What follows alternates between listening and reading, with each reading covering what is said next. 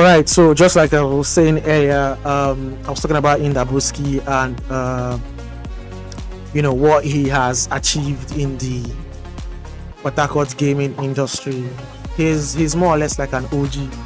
You feel me? He kind of like onboarded a few of these guys, into the gaming scene. And these guys, a lot of them see him as their OG, as their godfather in the game. But it's so sad that I don't think he has evolved into what gaming is right about now. Everybody's sticking with the metas, the 4-4-1-1. Basically everything that is meta in the game is what the youngins are sticking with. But for Indabuski, he's a little bit laid back. He's still sticking with his 4-3-3 and whatever formation that works for him. He's not just going with the trend, with the meta and all of that.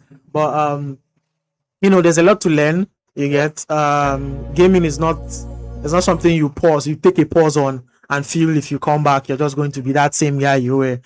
Everybody's evolving, and that is one thing I think that he should also embrace. Evolution. These guys, Chukwuchukwu, from the Bayelsa, the South, he's one of the good gamers in that region of the country, and you could see that in the NDD. He displayed outstanding performances there. Here now, taking on one of the biggest, if I was still saying, one of the biggest in the FC gaming for Harcourt community in Daboski. What do you expect from this game? Well, let's talk about the fact that he has not adapted. Indabuski, as a lot of people would say, is a living fossil. The gaming community. He's known. He's a known player, but there's this saying that you either adapt or perish. Yeah. Adapt or perish. That's just it. So he hasn't really adapted. He hasn't really improvised. He hasn't really evolved, like you said. And that is why it seems like the youngins, the new generation, are doing better. I mean, it's just like looking at the coaching philosophies of Carlo Ancelotti and the new generation of coaches. Yeah. Ancelotti has a way of doing things, but the new guys, the new wave, if you want to put it that way, are like they are more adventurous. And all that. So Indabuski is just sticking. Oh, that was a quick goal. Quick goal. But Indabuski is sticking to the old ways and all that. He has let me not say refused to evolve, but he's sticking to what he knows, and that could be a huge disadvantage for him going into this tournament. I mean, because he didn't really perform well in the Division 2. If you ask me, and Division 2 was 95 rated. Yeah. So, but if you want to say that he's a FUT player. We saw him in the Niger Delta Derby. Yep. So there was really no difference. I mean, it's just same old. Yep. So if Indabuski is even to survive, Chukwuchukwu has gone up there very early in the game. If Indabuski is to survive, he has to leave the old ways. He has to embrace the new ways. Just has to adapt. Yes. And evolve, basically. Chukwuchukwu, who just lost to 1-1, will be so happy to pick on somebody who is adamant to evolve. Yeah. So you can see that he has already grabbed up a quick goal early on, not even hit the 10 minutes mark, and Chukwuchukwu has made his mark already. Welcome to the Pro League in Daboski. Welcome to the Pro League in Daboski. We hope to see, this is his first game, and we hope to see some positives from the first game. Indabuski in the Celtic jersey, I think. Yeah, that looks Celtic to me. Just taking a look at his cards, that's offside. And he's got Kyle up front. Oh, he's Sabio too. Really old guys. And I think I saw Renard at the back line. That just goes to show you how how he loves sticking to his old way. Yes. I mean, going for icon items. I mean, I can understand, but you just gotta mix them up. There's Rudiger. Esma.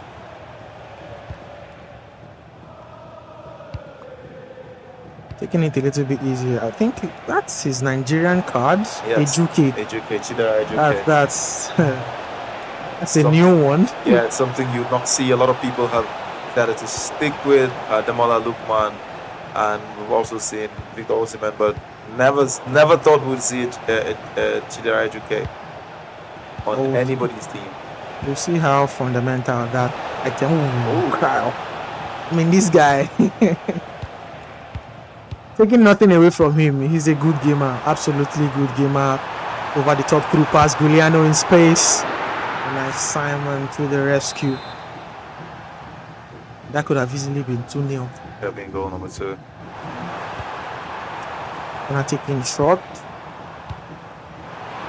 There's the young bruised off the ball by Charisma. Doku. Dabuski. He start out an attack with this. Esubio. Iniesta. A 1-2 pass with De Jong. And it's lost the ball there. Oh my goodness. Is this on? No way that stays. Chukwuchukwu is just a player that doesn't waste no time to get into the attack. I mean, Ndaboski is all about building, his build up. A little bit slow. He just wants to get his attack right. Chukwuchukwu is immediately triggering runs up front. I mean, he gets the ball and he's immediately sending an over the top through pass. And you're wondering, where is that player? When did he trigger that player? You can't even find. Look at that player now running. That's it. Yes. Exactly what I was explaining here. Lukman in the box. Oh, that's offside. So that's basically Chukwuchukwu's style of play. I mean, he just wants to get the goals. He's in a goal deficit currently now in the standings. His goals difference is in a negative. So he'll surely be looking, to diminish those goals difference. Well, there's something I've noticed about Bayelsa boys is the quickness in transitions. They can move from defense to attack so quickly, so quickly. And they tend to score a lot of goals. Their poster boy, Coda Snow, is one of those players. Like he reminds me of Roland in a way, but he's one of those steroids. You said this yesterday. Yeah, because Roland likes to score. But Coders brings this efficiency to scoring that it's beautiful to actually see. Roland is kind of player. He doesn't have too many chances, but when he has one, he takes one. The Nigerian cards. Protect the faith. That's wonderful goal there. And Naboski getting an equalizer. It is 1-1 at the moment. I told you, you don't write this guy off. Even though we can say for a certain that these other players are just a little bit, a foot in front with the way it is so easy and cool for them to play with the meta now. But Daboski is somebody who can pull tricks from nowhere. Yes. I mean, like they say, if he did body, he did body. Yeah. So I just feel he just needs to grind. Then again, it depends on your passion for this game. It's one thing to just let me play for fun. It's one thing to play to be a pro. That is what these guys here are trying to do. They are trying to go pro with this. And 43 Esports, big ups to you for creating this avenue for gamers in Port Harcourt who want to go pro and beyond, yes. Right? Yes, because not just Port Harcourt right about now. These guys who want to go pro to showcase their skills. I mean, gaming is feeding families right now. I must say, they just concluded. As funny as that may sound, yes, it is. It's feeding families right now. They just concluded World Cup. I mean,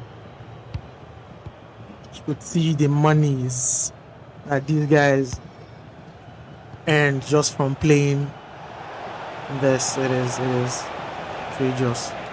Yeah, I mean, like I saw a post from Dr. Seed, something like that, about the tournament. And, the pay is actually very decent. So of course, esports is feeding families. It's Yes, feeding it is. families. It's just that the wave. I think here in Africa we caught on to the wave a little bit late. Yep. And maybe it may not be as rewarding as it is in the Western world, but we're getting there. We're getting And there. platforms like 43, Okay. with the product, Cade Esports, of course, 43 Cade Esports with products like Just look at that. it's in the Boski with Look at this Doku. coach's celebration. Yeah. I told you don't sleep on this guy. You might just think, oh, Navaski is a walkover, but this guy can shock you. You know. I've noticed something with about players that have coaches. The players that have coaches have been winning. That's it. That is an observation I made yesterday. Okay, one has got a coach. He's Yes. winning. Moral Yes. has got a coach. He's Winning. winning. Shaka has Shaka has a coach. He's winning. The guys that didn't have coaches from yesterday, Eldorado. Eldorado Coldest. lost. No loss. My goodness, what a start! Yeah. So the coaches are a bonus. So if you're listening to this and you're a player, invest in a coach. That's basically it. I mean, it helps with your mental. Somebody to calm your nerves Calm you down. And trust me, if it wasn't for a coach, I'm really certain Shaka would have blown that game. Yes, because the coach was the coach prevailed on him to keep calm. My goodness, what a pass! Beautiful pass there. Eusebio hold his own. Off the post. In the Boski doing in the Boski things. He's building into this game. He's gaining his grounds now. If he can just defend properly from this, nice intercept there from Rudiger. And here he is onto the attack. Send that through ball to Ejuke. Ejuke running down the wing. He's in the box. Can he shoot? Oh my goodness! Across the face of goal and nobody to tap it in. No, the speed merchant.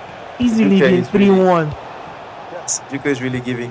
Starting to appreciate this item now. This is Juke item. Yes, giving Chukwuchukwu's players serious trouble on that right back. I mean, he's fast. He's got that rapid and quick step. Yeah. Those are the play styles that are really important for wingers. Chukwuchukwu about to lose 2 in a row. I mean, he did so wonderfully well in the opening day against the coldest snow. We thought we were going to see, another amazing performance there from Chukwuchukwu, in the Pro League, just as he did, in the Division 2. So far, Premier League is not UEFA, Exactly, my brother. the Premier League is not UEFA. immortal words of Nigerian philosopher Ashake. And there you have it. Halftime is upon us. And I know we didn't see the public winning prediction, but I'm really certain a lot of persons predicted Chukwuchukwu to, be in control of this game. And so far, it's been the opposite. Yeah. Now, he started slow in Daboski. Chukwuchukwu getting that early goal there in just 3-4 minutes against him. And it felt like this would be a walk in the park for Chukwuchukwu, but Daboski having his coach beside him, talking him through, telling him, look, you've got this, do this way, do that this way. And he's been able to complete a comeback in the first half. Good one for him. Yeah, I think the coach edge there again wins it. You may have the best cards and all that, but I think that calming voice beside you, that the angel on your shoulder, would do a lot of magic for you. And right now, Chukwuchukwu is alone. He's a lone man right now, a deserted man. And the ideas that he's bringing in are just his. I mean, 2 heads are better than 1, of course. And it has proven that has proven to be true from the first day of this second week. And guys, don't remember, this is the second week of the second match day of the second week of the second season of the RSPL. Yep. 222 PL. So we're here, and everything is going according to plan for Indaboski, and not quite for Chukwuchukwu. For the next game, Indaboski taking on Bright. Not seeing so much of Bright. Yeah, actually, Bright is one of the more quiet players. No spectacular gameplay. He just comes, does the job. He's like I think he's like the Everton of the league. No flashy displays. middle of the table at best. Goodness. No serious aspirations and all that. But on a good day, he will hurt you, and he will hurt you bad. I don't know if I'm saying correctly, but I think Indaboski has taken off the Juke. Chance there for Chukwuchukwu. But that through pass couldn't get into the boots of the intended player. I think he has taken off a Juke. There's a Boomerang now on the wing. I don't. You know, yeah, he wasn't really doing a lot. He was just so suitable for that position. I mean, the right wing position. Boomerang, not so much. I see him as a centre forward option. Centre forward option, or you know, a centre forward pairing in a 4-4-2 formation. But I mean, I'm not the pro gamer he is, he knows why he picked Aubameyang for that. 52 minutes gone, and Chukwuchukwu has been chasing the reply to Indaboski's second goal. Oh, guys, if you're tuning in, you have the chance to predict who will win in the next fixture. Indaboski taking on Bright. Do well to tell us in the comment section. I mean, Indaboski's playing right now. What do you think? Do you think with this gameplay, Indaboski will be able to best Bright? Yes, your preferred. Oh, nice. Roger Pina steals one back. So clinical, that card. It is 2-2. Chukwuchukwu leveling things here just before the hour mark. And that is exactly what he needs. Get his goals early if you can. Because Indaboski is building up a lot of confidence. He's been playing confidently as well. Doku to get to this pass. He does. He's in the box. He cut back. And nobody to receive that pass. Here is Chukwuchukwu now running down with Pina to Giuliano. De Jong now in possession, trying to play 1-2 pass with Giuliano, but the intercept play style coming in clutch there for Chukwuchukwu. He's in possession again. Tchouaméni, De Jong, Pina, Giuliano, Pina again. Edge of the box, the finesse, and the safe hands of Unai Simon. We're at the hour mark. And Chukwuchukwu's pressure, the press now is becoming immense. I mean, he got the last goal. Morale is with him at this point. Not Mr. Morale, I mean, feeling Morale. Well, it's not Mr. Morale, I think. Mr. Morale is just reading from his 4 wins out of 4. Super excited, the happiest man in the studio. The best guy, the best guy on the block at this point. He's the hottest on the block right now, and he's super excited. He's beaten 4 people already. And nice tackle. Tchouaméni steals one. He's in the box. Chukwuchukwu, can he get something out of this? Taking his time. Giuliano! And Chukwuchukwu gets back in front. Indaboski, that mood has changed. I mean, Indaboski was always so. I've said it, he's a reserved player. He's not the all-out attack. He likes to build up, and that has cost him. Was just building up there in his own box, taking a lot of time to get out of his own half, and that press there. You can see Tchouaméni, who is always in the center defensive midfield position, was the one who won that ball back and instigated the attack. And Chukwuchukwu has wasted no time to go forward with that. A chance now will intercept by Reynard. 67 minutes. Indaboski have a reply for us, or is Chukwuchukwu going to hold out to these 3 points in his view? Well, if Indaboski loses now, he would be the first player with a coach to lose this second game week. I mean, he would have broken the record. That's not something he would be proud of. Oh, money is not the one. Oh my goodness, just look back you again. Look at offside. This is one of the things I've been saying about Indaboski. I mean, bro, at this point you're becoming too predictable with the fact that you're being too reserved. I mean, switch up your tactics a little bit. I don't know if that's what the coach has been telling, but if I was in Naboski's coach, that's what I would tell him right now. He's been a little bit too predictable. That's offside. He's been a little bit too predictable at this point. Do something, trigger a player on the wing, throw an up through, something that would make Chukwuchukwu be cautious, because Chukwuchukwu's press, look at how far up the field Tchouameni is. Tchouameni is literally in the final third. This is somebody who should be the Deep line. the defense's guardian angel. Oh, that cut back intercepted well by Gio Van Dijk. And also on my item also. Look at that up through pass. Fets up Claudia Pina. Is this offside? Vicky Lopez. Surprisingly, it's not offside. That could have been goal number 4 for Chukwuchukwu. Guliano. The byline. Chukwuchukwu will be so happy to increase his goal tally now. Please have a 2-goal cushion. Oh my goodness, what a move. Instantly blocked off there. Keep this scoreline the way it is. If he does keep the scoreline the way it is, he will still be very happy, Chukwuchukwu.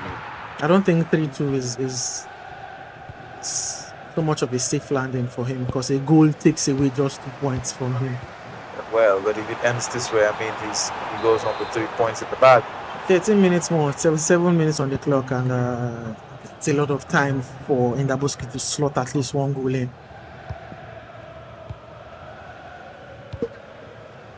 Ndaboski beat Krauf.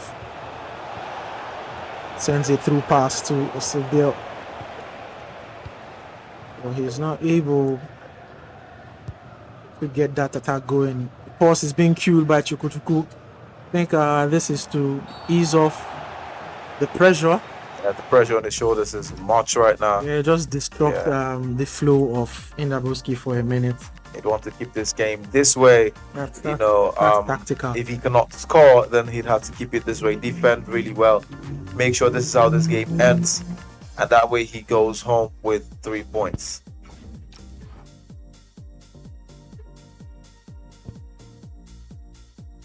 But I really do hope that Ndaboski's coach is giving him 1 or 2s to, because it is very vital at this point. A goal right about now will do a lot of good for Ndaboski. Chukwuchukwu, on the other hand, has just won so far. We lost 2 in quick succession. He's in the lead at this point. We'll be looking to hold out to this 3 points in front of him. 80 minutes, 10 minutes more to play for.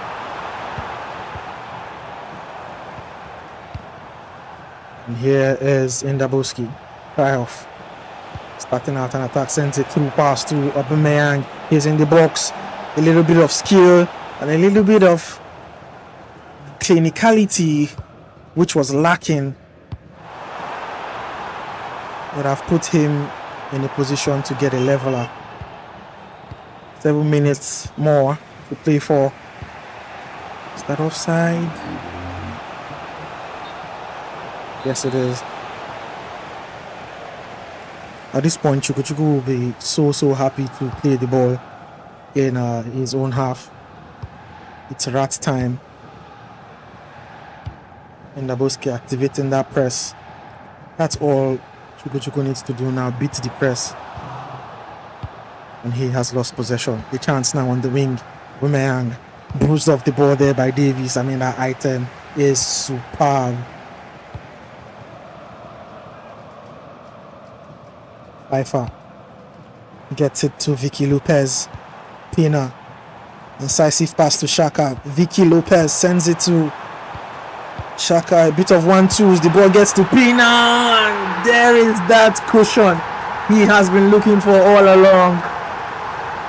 It is 4-2 now. And the very much deserved cushion is there now for Chuks. 88 minutes, and I would say job is well done. It's not much you can do with just 2 minutes remaining. Surely the game is done now. And Chukwuchukwu has another 3 points. That makes it 6 points in total for him.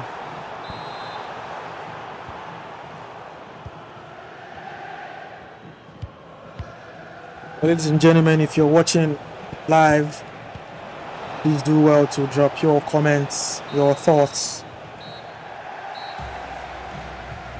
Seeing in the comment section, a lot of persons wanted Ndaboski to take this one, but sadly, Chukwuchukwu is the victor of this fixture. Just a reminder though, this is Ndaboski's first game in the Pro League.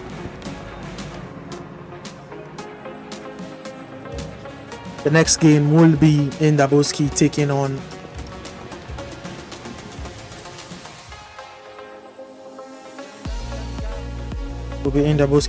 Bright.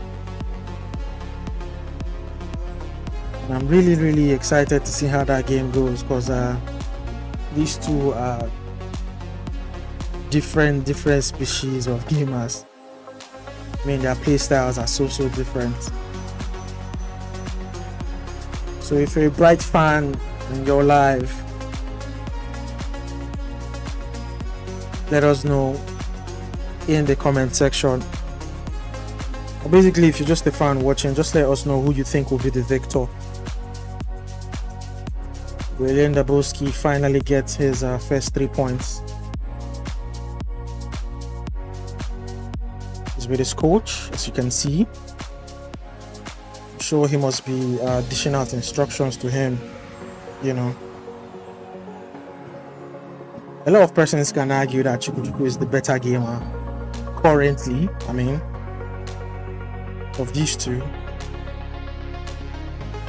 But on a very good day, I mean, Ndaboski is unplayable. I'm pretty sure a lot of you can agree with me with that. So yes, do well to tell us who do you think will be the victor, Ndaboski or Bright.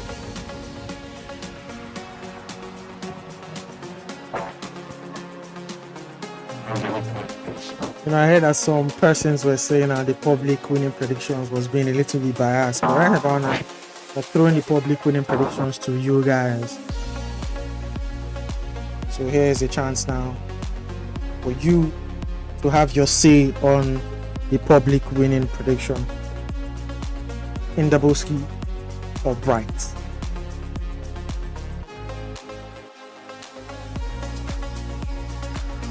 And just after that, we also do have Soccer taking on Mr. Morale. And 1A1 also would face off against Ndaboski. That makes it 3 fixtures for Ndaboski today. He's just got done with 1. And you can see that he lost that against Chukwuchukwu. So he still has 2 more to play for today. He has a game against Brights, which is going to be up next.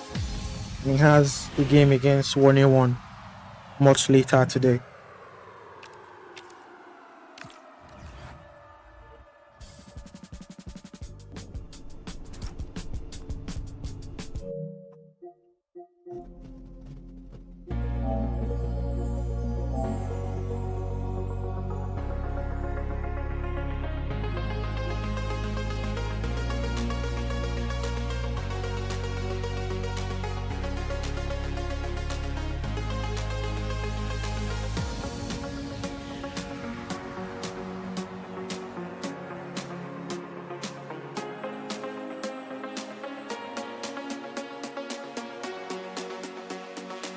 Seeing the comment here from one of our biggest fans this season, Oscar Aku, saying Ndaboski loses all his matches. Who is this guy? Well, Ndaboski may just have ended that particular prevailing stat where the player, where coaches don't tend to lose, but he just lost his first game there, and it was really sad to see. But in his next game against Bright, I hope he can, make that up. You can see on your screen right now, we have Bright Indaboski versus Bright. The next game is Shocker versus Mr. Morale. 1A1 would face Indaboski again later, and then Bright would face his brother, Roland. Face his blood. They happen to be close friends. Reminds Very, me very of close the friendships we experienced in the Division 2. Larry and what's his name again? Larry and Chisco Fingers. Chisco Fingers. Yeah, but Larry did not hesitate to beat Chisco Fingers At at the all. time game. That wasn't a friendly match at It all. wasn't friendly at all. So will Bright and Roland, go aura for aura or band for band when the time comes, or will friendship prevail? You see a comment here from Hazard Ninja saying you can see a battle of the mids coming up, but I won't mention the name. Who are the mids? Let us know. Who do you think he's talking about? Oh, well, he knows what he's talking about, and we don't know who he's talking about right now unless he says it. But this next game, Indaboski versus Bright, I hope that's not the game you're referring to, Hazard Niger. The game for the day would be the game between Shocker and Mr. Morale. I mean, I'm Definitely, hyped. I am I'm hyped waiting and for sad that game. for that. Mr. Morale, who has had an outstanding run so far. His resurrection, if I should say, started from the Niger Delta Derby, the FUT series, basically. Ever since we went into the FUT scene, Morale has been something else. He has truly been a revelation. So I'm going to, give him his flowers, just as we were bashing him when he was doing all his fans, all of that. It's good to also applaud when you see a gamer stepping up and living up to the expectations of his fans and the viewers. So yes, he has done an outstanding job, and today he is going to be tested. The real test comes when Shocker faces off against Mr. Morale. Don't forget our sponsors are Men on Ball, Game 8, Nexel Gaming. Shout out to Kate Esports. Shout out to Esports News Africa, and of course the Esports Federation of Nigeria. Shout out to the Bliss by Keke, and don't forget the company that has brought this to your screens, 43 Esports. Right. So just in case you're looking for how to, vote a public winning prediction, all you just need to just do is type the name of the player you think is going to get the win. That's all. Just a simple Bright, a simple Indaboski, and trust me, the programmer will be taking that into note. Oscar Ako going with Bright. We've heard you, Oscar. No need to type Bright 2 times. And you can see Bright with the 100% public prediction. Taking a look at Indaboski's draft, right? That there is that Ejuki icon, the Ejuki card. Yes. The Ejuki card is right there on the left. Immense, I hope he doesn't take him off this time for. He did him a an whole hour. lot I of did him. good. Yes. A whole lot of good. Taking him off then was catastrophic for Indaboski.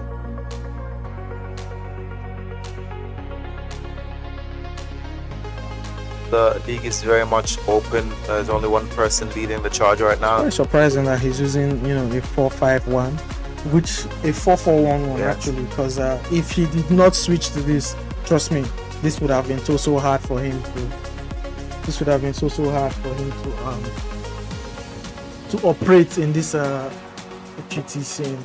Yeah, look at that bench. He has Zinedine Zidane, Victor Gyökeres, Federico Chiesa there.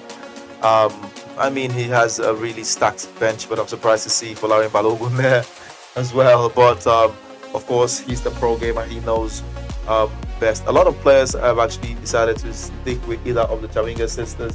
Obitama, Tabitha, Yeah, on the Jariga, wing, right? on the wings, yes, Exactly. and they've been immense for these players. And we've also seen other players decide to use the Nigerian duo of either Ademola Lukman or Victor Osimhen. Yeah. But Koda Snow has 2 Nigerian players in his startup. I think he's the I mean, only he person that just probably he loves the versatility of these guys. he's a patriot. Yeah, big patriot, I must say. So Really nice out here in the studio. You can hear the sounds from the guys in the studio. They're really excited. In the Boski, losing is making some of the players happy, because he is competition, like it or not. He is competition for some of these players. True. And anytime a player that is supposed potential competition for a player loses, there is joy on the on one end. There was a lot of excitement when he could not complete the comeback. I'm talking about Koda Snow. If he had completed that comeback, that would have been trouble in paradise for the players on on par with him. And then we'll be seeing the baptism of fire, the real test of fire later when Shocker plays Mr. Morale. This is an unbeaten player versus top of the table currently.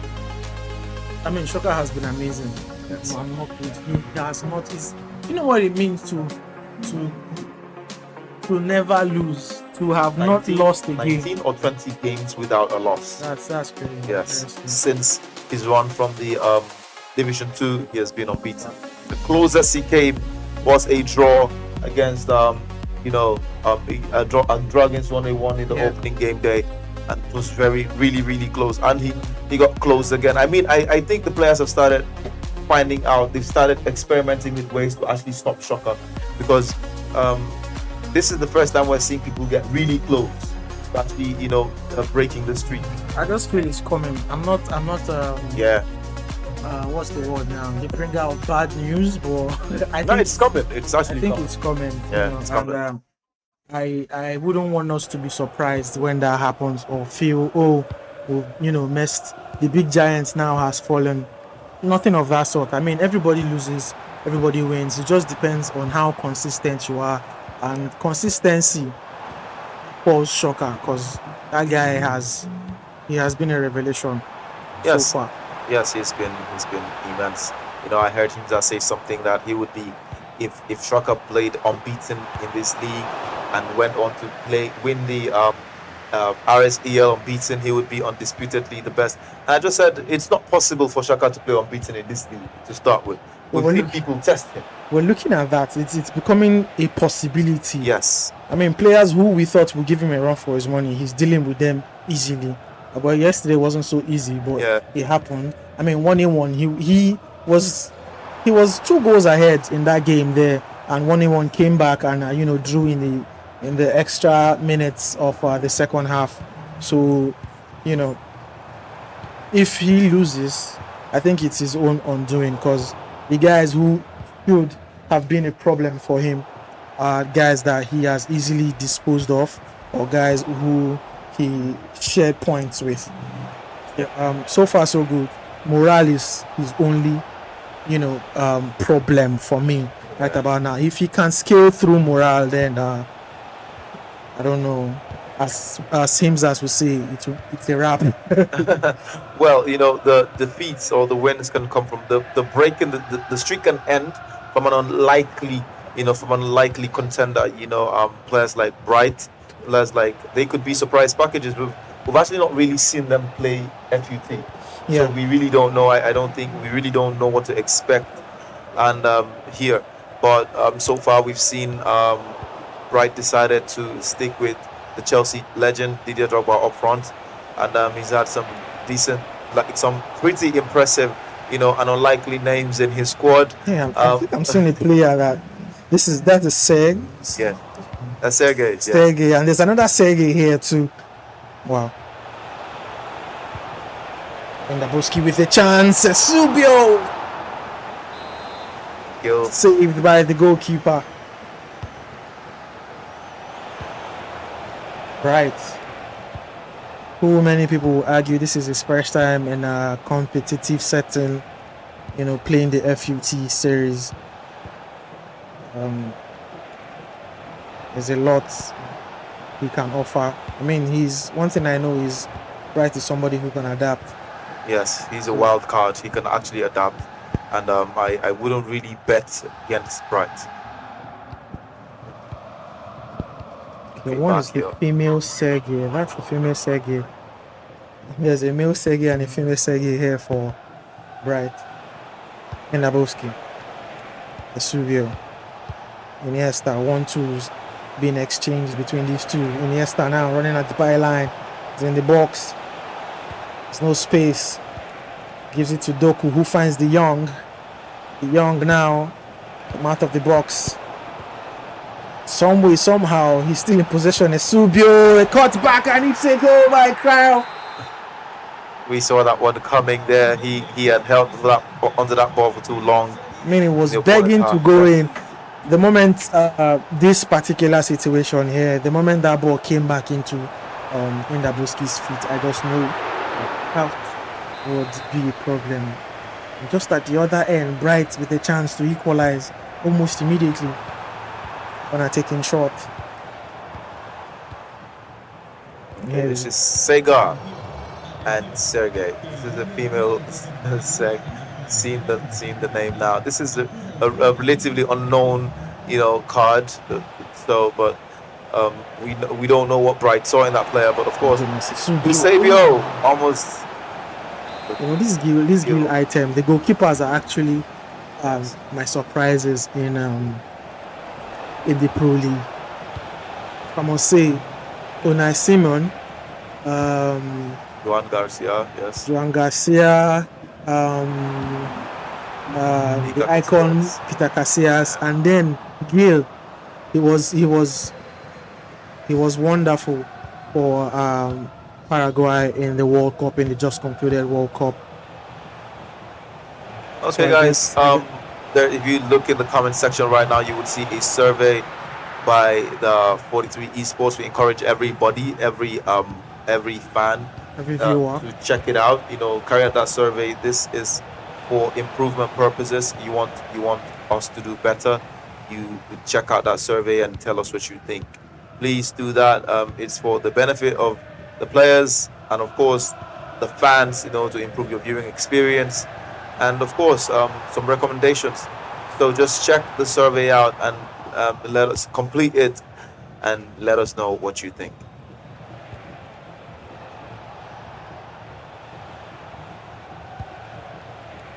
Xavier, I think he's been the most impactful player for Indaboski in this game. Yeah.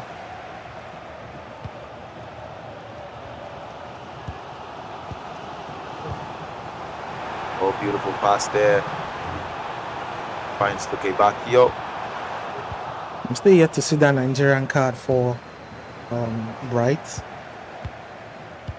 His Nigerian card is Lukebakio with a chance.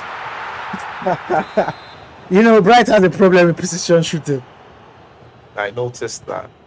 So I think that was just him thinking he was still unassisted. Because every day, every time, somebody like Shoka will convert that. Yes. Maybe we'll get to see the Bright Nigerian card in the second half. But right now, the Nigerians on the team for Bright. Kepakio finds Strogba. That's stopped by Joe Gomez.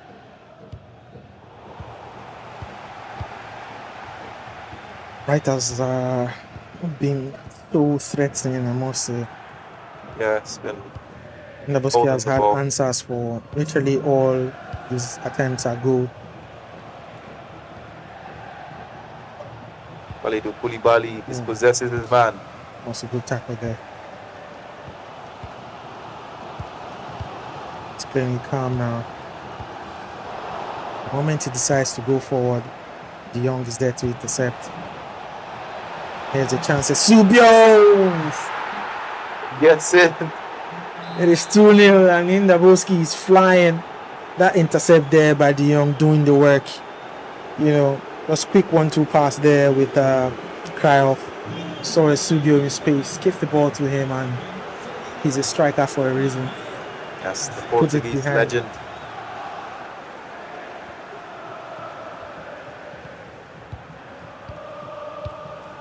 Surprisingly, somebody has used up all their post cues. First time I'm seeing that. In the first half. Yeah, first time I'm actually seeing that this tournament. Biana. Oh, that was beautiful pass there. Finds Macaville. Just could not thread that pass beyond Joe Gomez. I think for Bright to, still have a say in this game, he has to get a goal. Most importantly, in this first half. But if he can't, in the early minutes of the second half, I should be seeing a goal from Bright. Else, if there's one thing I know you shouldn't do is let Inaboski grow into the game, gain confidence into the game. We saw that against Chukwuchukwu. We saw how that panned out. Chukwuchukwu, went into the technical area, team management, and did one or two things, few tweaks, and then we saw how that was interrupting the flow of Inaboski going forward. It's actually a technical play there, if you ask me. Passes are actually technical. But sometimes the pressure is just way too much. Look at Bakiao. Just when I thought a chance might arise from that attack, there is a Juki. The immense item for Inaboski running down the wing. He cut back, he gets it in Krauf. Gives it to Iniesta, he finds Doku. This is just wonderful from Inaboski. You can see that head shake there from Bright. Safe to say, there's nothing I could have done to stop that. I wish I could see the replay, but Ejuke, like I said earlier, has been immense. He spaced down the wing, just drags everybody back. And it's just a matter of finding the right players in the right spaces. And definitely you're going to find the back of the net, and that is exactly what Inaboski did. Good play. Inaboski's coach all smiles right now still. This is an opposite to what a viewer said. I think that's Oscar. We saw a comment from Oscar saying Inaboski no go score reach 3. And we also saw a comment from Oscar saying Bright would win. So his prediction is failing. A comment also from him said Inaboski will lose all. So he's basically lost all his predictions. All his sleep they cut like this. That's what it is. What are your screens in the next match after this? Bright, who is the demeanor on his face is saying a lot. Yes. I might not be so I expect this Pro League to be. The battle of the evil twins comes next. Bright facing off his friend Roland. Will that be a friendly affair? If he loses this game now, the friend will collect next time.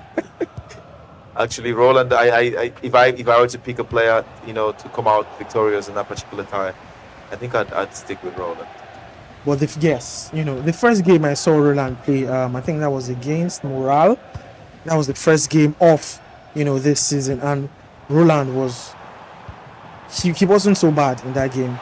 He was just unlucky with some chances, and Morale outstanding as always, and then he bested him with that in that fixture.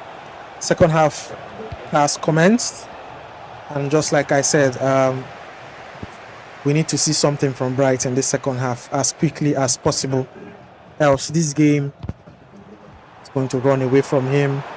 Drogba hasn't been put into action a lot by Bright. Still in the freezer, if you ask me. Yeah, we're still yet to see that Nigerian card from Bright there.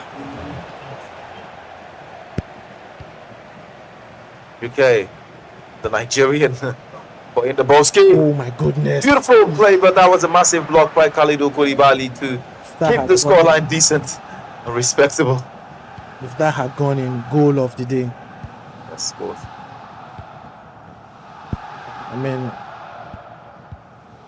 The effrontery to pull that off. He's in the lead, 3-0. At this point, you can risk it all. You can try new things. Yes. You're in the lead. 3-0. The comfortable position to be in. Here's a chance. Naduku running down the wing. Can that ball get to him? It's fast enough. He does. Cuts back to the young and Sergey was there to disrupt that pass. I mean, I don't. He's not utilizing this Drogba card effectively for me. I don't know, but he could have gone for other, attack options. That Drogba icon card.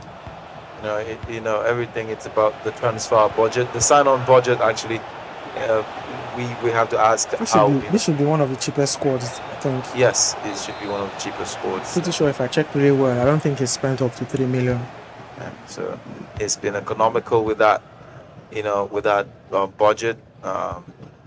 He wants to challenge for honors, but he wants to be thrifty as well. I mean, he wants to be the Arsenal of 2014. Over the top through pass now, Drogba. Can Bright get something out of this? Giuliano sends it to the left. There's Sergey. Precision shooting. Weak. Gone wrong again. And the pass is being queued by Indaboski. Probably 1 or 2 settings, 1 or 2 tweaks. Picking off 1 or 2 players and bringing in fresh legs. I think he would want to take off his Nigerian speed wizard again.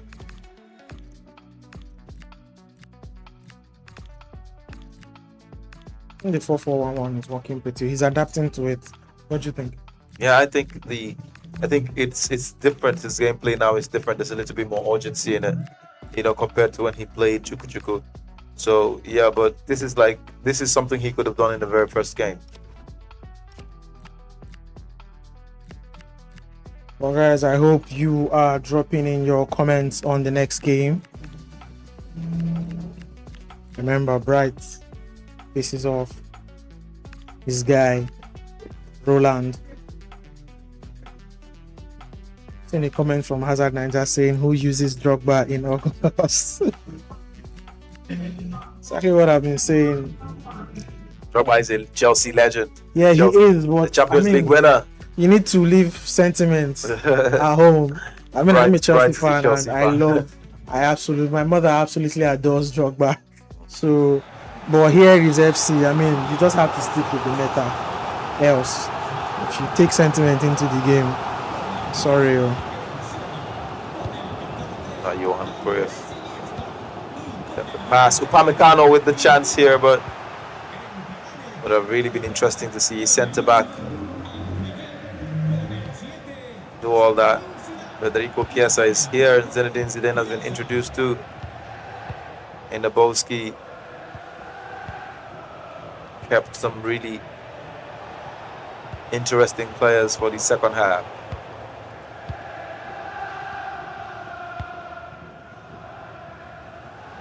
That was an interesting pass, but snuffed out before he could reach the intended target. I mean, there are just some players that you cannot just use in your UT team. I'm not saying this as being biased, but they just don't give you that effectiveness you want. I mean, you like the player, you like the name, but then it's all about how effective that player is on the pitch. And trust me, look at that. I mean, in what world is De Jong bruising off Drogba? Like, in what world? But look at that. Drogba easily being bruised off the ball there by De Jong. Here's a chance. Look at back. Yo! Precision shooting again. Hazard just says, the speed I used in kicking out Hazard for my FUT team. Hazard also is another player I've not seen anybody use. Hazard should be an icon or a hero, I think. Good. Finally, we get to see action from Bright. He has pulled one back. It is 3-1. You say comeback? That boosts his chances of a comeback. Would that motivate him to want to get more goals and get level? Remains to be seen. We're in the 68th minute already. I said it earlier that if he needs to, if he wants something out of this game, first things first, he needs to get a goal early on. And although he has delayed, finally got in there. Oh my goodness. How is that not a penalty? I mean, I think he tripped him. Yeah, he didn't go to ground. So I The think if referee he is had gone being to a little ground bit there, lenient here. But the referee was like, nah, that skill wasn't necessary. Get up or play on. he had gone to ground. I think if he had gone to ground there, that's no debate. Would have been a penalty. Drogba trying to slide one through, but I think player was offside. Yes, it was obviously. Frankie finds Aubameyang. Oh, cheeky pass there, but it's intercepted. Inabolski is pretty much controlling every aspect of the game now. Yes, it is. Chiesa. Chiesa! And that is precision shooting gone right. I mean, Bright had chances, but I must say his precision shooting let him down. Inabolski, on the other hand, is not new to that. I mean, this guy has been an OG from, time finishing to precision shooting. He's got it all. And finally, Bright is going to tweak something. Am I seeing Islam Saibari? I don't think that's going to. Whatever he tweaks, though, it's not going to do much. Can see Milankovic Savic there.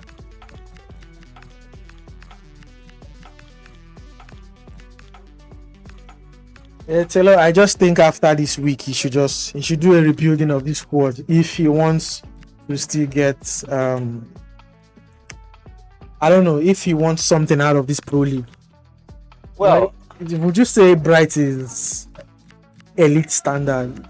Well, yesterday we had a conversation about the players that could potentially make it to the Elite League, and Bright's name wasn't, on that list. But I mean, it remains to be seen. Everybody has been counting him out. He still has time. This should be his first game, or second game. The second game. This should be like he has time to actually do something, work on his gameplay, and then who knows? He could actually make it to the Elite League. That from there's a chance. Liano, he's got the pace. Liano, what was that? Saibari. A lot of chance to convert, and surely he does. Saibari. I mean, he should have started with Saibari. Saibari is a little bit, for me, I think, in the UTC, clinical than Drogba. Just look at that. He almost lost that chance there. Was Saibari twisting and turning and did the right things. Hearing Inabolski to reply. And I'm surprised that he has missed that opportunity. Yes, Moroccan Saibari has just come on and is being very, very effective for Bright. He's a run there by Saibari. What a good pass. Saibari, he has Rudiger to beat. He does that. Gives it to Giuliano and a through pass into the box. I mean, who does that? That's more or less like a cross. Yeah. I don't think anybody crosses anymore in FC. That ball got into Bukebakio. That would have been a different story. Saibari is on the outside. Plays Giuliano. Giuliano still with it somehow. Upamecano to Zidane. Upamecano to bury this. Oh! And he goes for the extra pass. That could have been a shot. Just put it in. He wanted to be certain that was a goal. I think he saw the oncoming keeper and decided to go for the extra pass. Oh, wow. Bukebakio twists turns. And Upamecano off the post. Bright skate play. I mean, after that pause and then that tweak in his formation, Bright has been mounting the pressure. Just look at that. Bukebakio gives it to Upamecano. If he can find a cutback, but Renard was not standing for that. My goodness, look at this press. And finally, Inabolski can have some breathing room. We don't mind passing the ball around at this point. I mean, yes.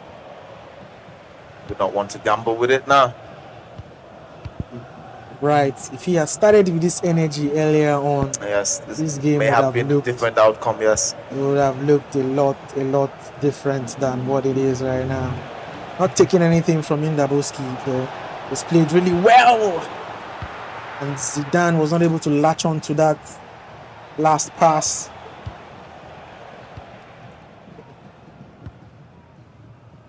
In the Boski, trying to play it from behind. Rudiger finds it down. You can see the signature bald head there. Yeah, you just know that's design. Yeah. You just know. Chance now, Lukabaki on the wing. He gives it to Saibari. Touch back to Chameni. Giuliano. Dane doing the job of dispossessing Bright. We might just see the last action. Quick feet.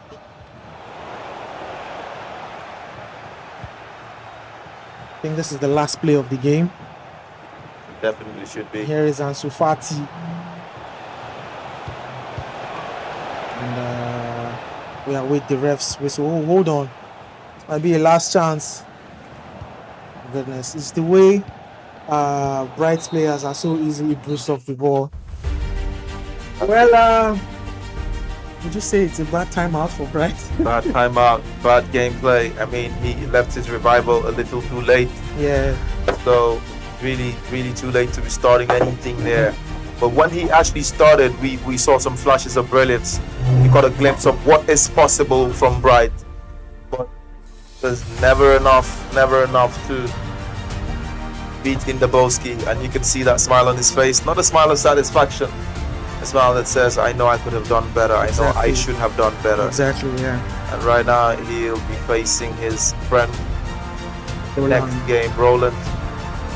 I just know both of them are coming into this game not with the intentions of showing each other mercy at all. Because every point is very important now. Everybody needs 3 points in the starting, they start opening matches of the season just to, motivate yourself, fuel yourself, get ahead of more people, as many people as you can, because when the business ends of the tournament rolls around.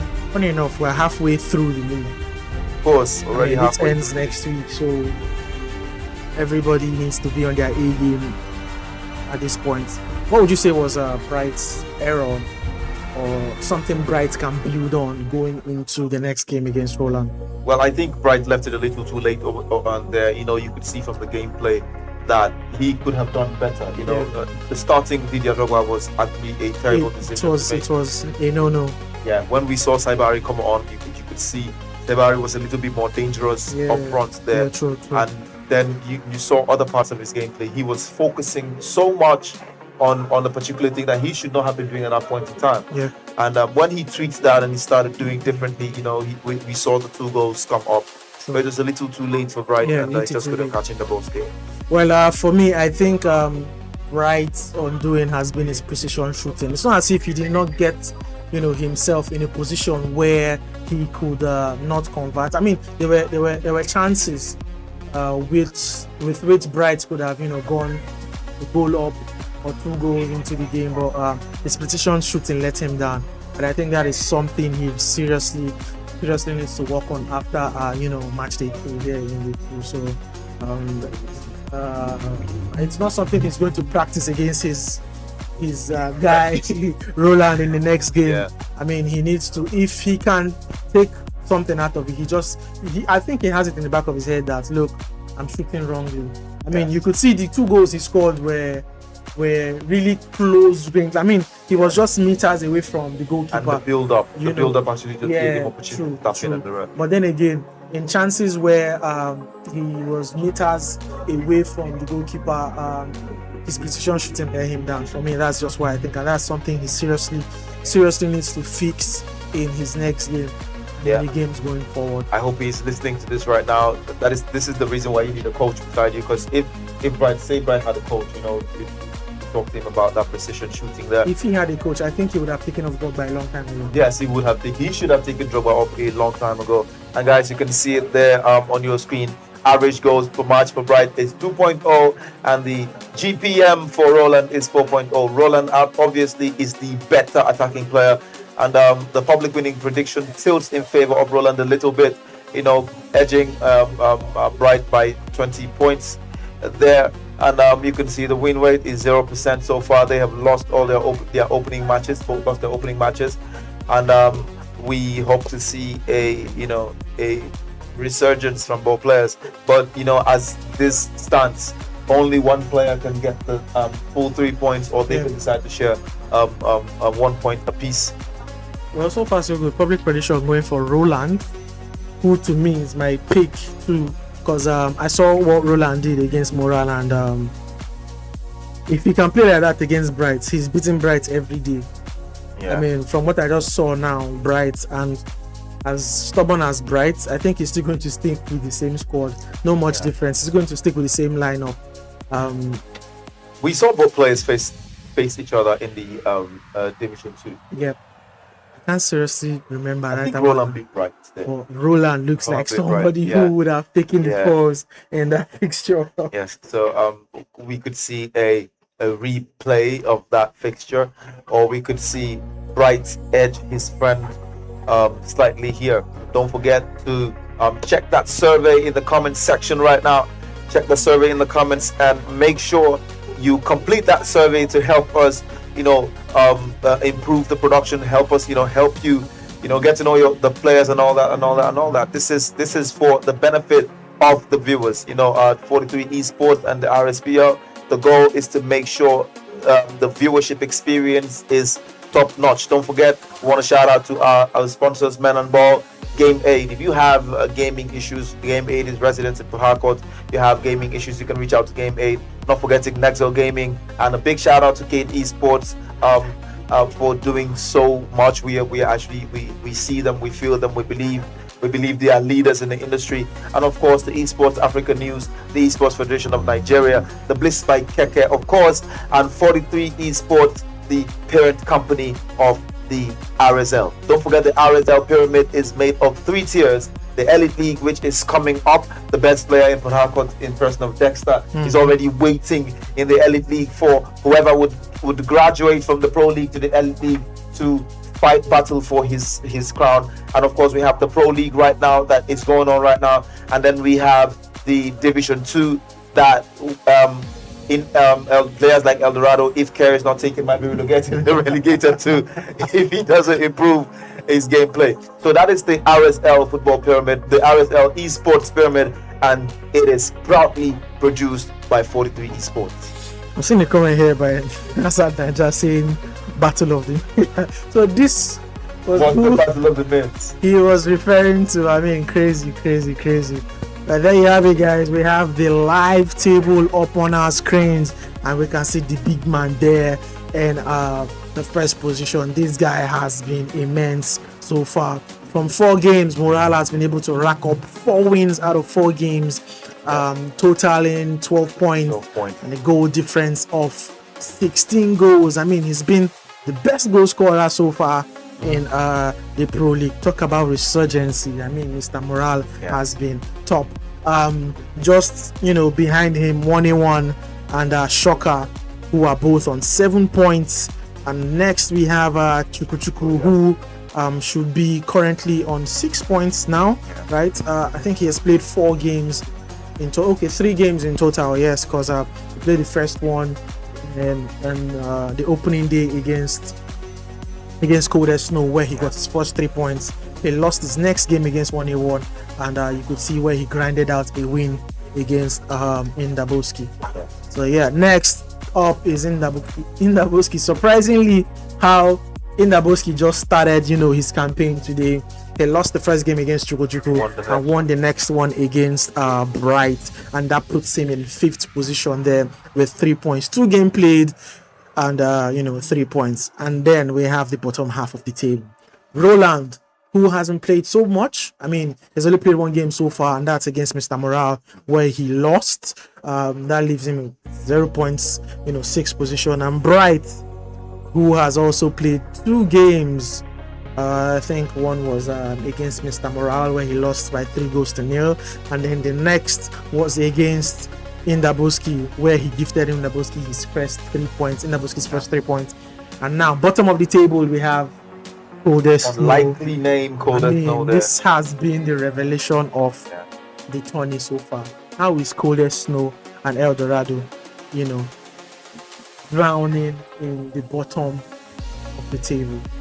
know, both 8th and 9th respectively. It's crazy to see it because Coder Snow showed us what he is capable of. He doesn't deserve to be there. He doesn't deserve to be there. Coders doesn't deserve to be there. 3 in 3, really heartbreaking. I mean, that was a hard-fought battle with Shocker yesterday, and unfortunately he couldn't get a point out of it. He doesn't deserve to be there, but hopefully we will see a resurgence. Coders Snow should not be relegated. Nothing should happen to Coders Snow. No. I think Coders Snow is Elite League material, if you ask me. He's Elite League material, the goal scoring Coders Snow.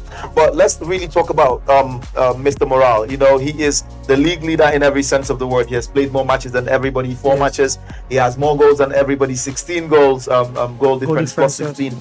And he has more points than everybody, 12 points. I mean, there's nobody touching this guy. So even the closest people to him, trail him by 5 points. Yeah. Right. So a loss now and a win. He's firmly planted, in the lead right now. And any mistakes from anybody, Mr. Morale is running away with this.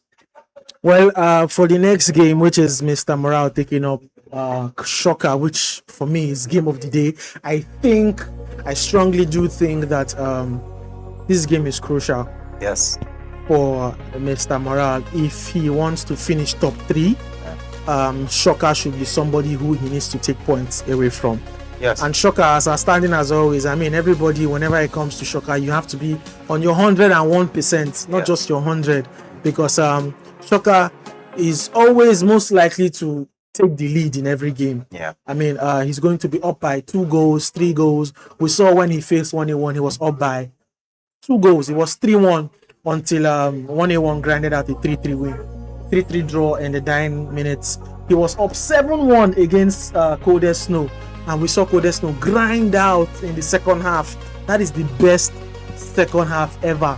Yes. In the RSL. I mean, the RSL, yes. I take that to the bank, I'm telling you. And it just goes to show you the mentality of this guy. A lot of players will cave in, losing the pressure, from losing a 7-1 lead like that to 7-7. I mean, the pressure got to him. You could see the smart celebration from Coders Snow yesterday. It's just going to do a lot to your mentals. But this is somebody that has proven to be a mentality god, Shocker, and he was still able to grind out 3 points away from that fixture. So kudos to him. His biggest test is Morale, who is in outstanding form. He's flying right now. Also, Morale's biggest test too is Shocker. So I personally believe that could be the season decider. That could actually decide, because if Mr. Morale wins another game, he goes 3 points. Everybody's carrying the win at that point. I mean, how do you beat the undisputed, the person that has not lost? Yes. And then you win and An extra 3 points for Mr. Morale in that fixture would take Mr. Morale to 15 points, leaving his closest competition 8 points behind him. Wow. Yeah, so that would be the end. Okay. I think that would be the end. So this is the title decider. This is like the game of the tournament. If you ask me, the game of the tournament coming in there. Oh, that was a beautiful goal from Roland, of course. And guess who scored that goal? That was a very, very unlikely name. I mean, how did Maguire find it? Okay, yeah, it came out from a quick corner. Yeah. A corner taking shot. And Maguire, man, his shot is something. Yes, so going back to the title decider, if any way that game goes, it could decide the complexion of the league. Yes. Yeah, a win for Mr. Morale means that, okay, he tightens his grip on that, that top position. Oh, Temwa Chaminga shoots and Gil makes himself big. But a win for for Shocker here, a win for Mr. Morale extends his lead, right? Plants him firmly at the top, he would run away with it. A win for Shocker moves him away from 1A1 and keeps him close. I think it brings him like just 2 points away from. So that is a title decider, if you ask me. Wow, it's a lot to take in, and that could be the last match of the day. As the next match, we see 1A1 taking on Ndaboski. Yes. What a sliding tackle there from 1A1 will be looking. That's Roland. Yes. Roland is in the white colors. Yes, Roland is in the white colors. Tillman. 1A1 will be looking to beat Indaboski here. Indaboski will be looking to beat 1A1. So this is another very dicey game. 1A1 is eyeing that trophy. 1A1 would, for 1A1, the mission now is win that game against Indaboski, climb up to 10 points, and obviously second on the table, and relax and wait for. I think his best bet is a draw. Yes, and pray. Not only relax, just pray. That a draw happens between the guys that are on top of him with points and play next. But even a goal, even a shocker win would actually be in favor of 1A1. I think so, because a draw for Mr. Morale will still keep him at that level. It'll still be like 5 points. If he wins against this guy, to be like 3 points for. But a loss for Mr. Morale, drops the points to like. It depends. It all depends on the next game for 1A1. If he wins that, I don't like the fact that we are assuming he has won already. I mean, if Daboski can pull off something. Well, I'm pretty sure probably prediction will go for 1A1 in favor of convincing to me, but I think I would also predict the 1A1. Well, let's assume. We're talking about those top of the table right now. Let's assume 1A1 takes 3 points away from Indaboski, right? Yes. And that leaves him on 10 points. Yes. And then Shocker takes 3 points away from Mr. Morale, putting a dent into his outstanding record. Roland with Mbampe there. I'm going to just drop this. Roland has a better squad than Bright. I'm seeing the likes of Mbampe here. I'm also seeing good defenders in Maguire, in Mazarawi, big names in the Renato Sanchez, the midfield options, and Chawinga. I mean, he's got his center forward option locked in. Yes. He's got his left wing option also locked in. And here is that Toure defense option again. Very, very cheap and very, very effective. So I think Roland understands this FUT scene way more than Bright. Yeah, and I think the Tillman card there has been effective for him because up in midfield, a cheap card, to balance the squad as well as a player that actually plays. So Roland does better, I believe, than Bright. I mean, this comment wants to take us back into our debate. Allow us focus on this game, please. As I'm saying, Indaboski cannot be a problem for 1A1. This is FUT. Okay, let's see. Well, I mean, it's not like we've not been shocked before. We have. Yes. We've seen players who we wrote off countless of times in the Division 2, also in the Pro League. We've seen them, make a difference from just half chances. And the Tillman card there, you saw what Tillman did there. And that is 3 goals up for Roland, and he's all smiles. Bright is not looking so bright at the moment. He's all gloomy. Friendship suspended till further notice. How does Upamecano not bruise off Tillman? How? I mean, that Tillman card is underrated, really underrated. Very underrated, I must not lie.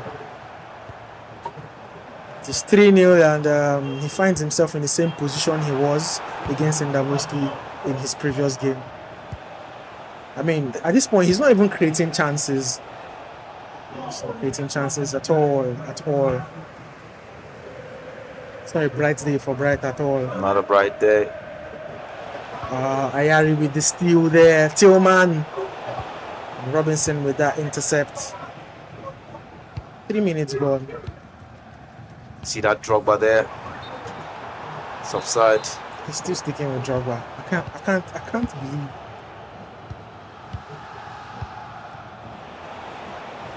Pape goes, twists and turns, the edge of the box, finds Tillman. Tillman finds Olise, and Roland makes it 4-0. And you can see the smiles back. I told you, Roland plays actually plays like Colder Snow. It's just that Colder Snow is like the upgraded version of Roland, Imagine. And he still got Olise in his ranks. Yes, of course. Are you sure this squad is under 5?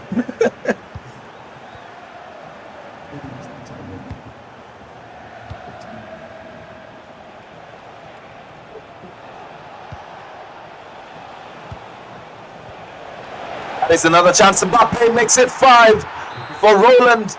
This is a rout. It's a wrap. It's a wrap, and it can get really, really ugly from here on. And this is still the first half. We're still in 38 minutes, and this is a 9-minute half. It's just funny how Roland cannot stop smiling. I see Roland's face. Roland just cannot stop smiling. In his mind, it's like, come on, I don't catch you. and today I go finish you. You can see what's happening right now. If I'm bright, I seriously want this game to end in first half. Yes. I don't think I can take any more. And here is Drogba. Look at that. He's got no incisive, no load-driven pass, no nothing. I mean, Still one going very, there. very bad Vibes. option. Olise. And Roland has really improved in his precision shooting. I think Yeah. that's the difference between these two. Yes, he's. I mean, then in the Division 2, we saw that both of them were getting assisted, right? And Roland is the only person that looks like he did his homework. Yes, I think Roland went back home, and when the news broke that okay, this season is going to be FUT, everybody went back to do their homework. I think Bright just hopes that it would still be the same, but it's not been the same. And that Drogba card there, Chouameni, Oh my goodness. Chouameni with the finesse from that. makes Smith out of that. Sergio Luque Bacchio finds Sergio again. Upamecano, that's a wayward pass. And a steal from Sergio. Bright just I don't know what he's feeling at this point, but like I said, it can get really, really ugly.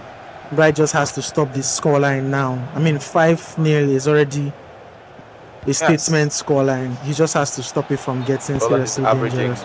Roland is averaging 1.2 goals every 10 minutes. So, Ferland Mendy.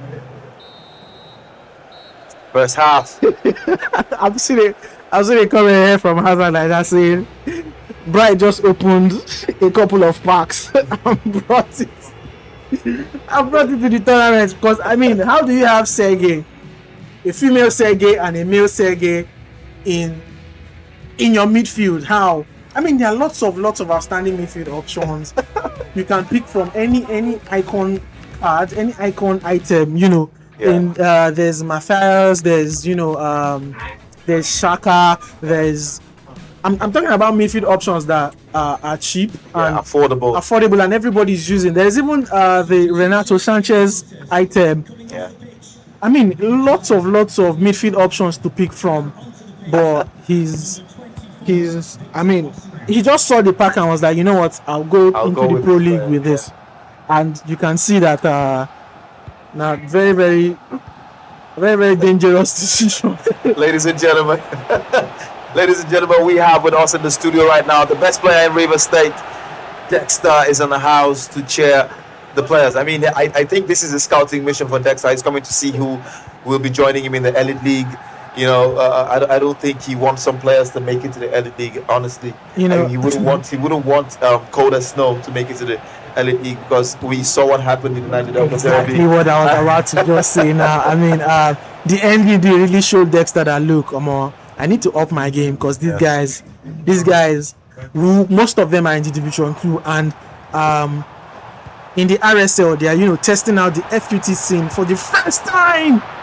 And Sergei with a shot. I thought he would have converted that. Well, I thought so too. Luque Bacchio plays it straight to Sergei. It's okay now. I'll just love to hear a few words from Dexter. I mean, what does he think about this set of players that will come into the Roland?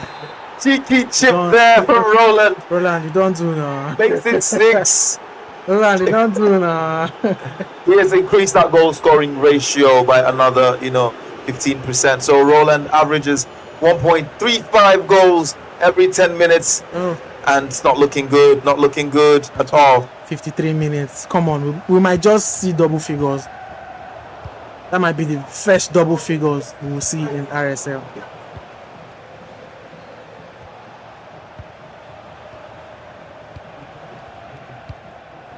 Yari finds Temo Chawinga.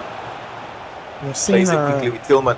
there's Osimhen. Oh my man, this squad is stacked. There's Osimhen also in Yes. the mix right now. I think he was subbed on, and he has taken Mbappe off. Who takes Mbappe off? Roland, of course. Resting him for the next game. And here finally is that Nigerian card for Bright Ejuke. Yes. Osimhen, the biggest striker, slots it in for Chawinga to Tillman. Tillman, Olise, can he find him? Robinson to the rescue. It could have been 7. Here is Bright. At least to get some action. Luka back here in the box. Ooh, what a dribble! Oh my goodness! 6 What a unanswered tackle! goals. What a tackle! 6 unanswered goals. Tillman now. Chawinga, Osimhen to make it 7. Chawinga! It's wide. And Roland, all smiles. He hasn't been able to keep his teeth in his mouth. Really excited. I mean, this is his friend. You know what I he told him means? I'd beat you, yes. Told him I'd beat you and he beat him. So it's It's official. I mean, You know, there's receipts now. It's not the one we play in the house. There's receipts. Once he he tells him, go and check the YouTube channel. Makes it 7. Roland is here. Come on. You can hear the sounds in the studio right now. There's a lot going on in the Pandemonium. studio right now. My goodness. Nothing 7 seems to unanswered be goals. working for Bright at this point. Nothing. And Roland is on the roll. Yes. Chawinga in space. That's him taking a piss right now. Yes. And the funny thing is that there's still a lot of time. 64 minutes. There's still more than 20 minutes to play for. Olise tries to dink one into the path of Osimhen. And here is Sergey. Bright. Just score one now, I beg. Make the shame for come up for your eyes small. Olise finds Osimhen. Block off. Koulibaly doing the job. I won't say that's much of a job because it doesn't change anything. Olise now. Oh.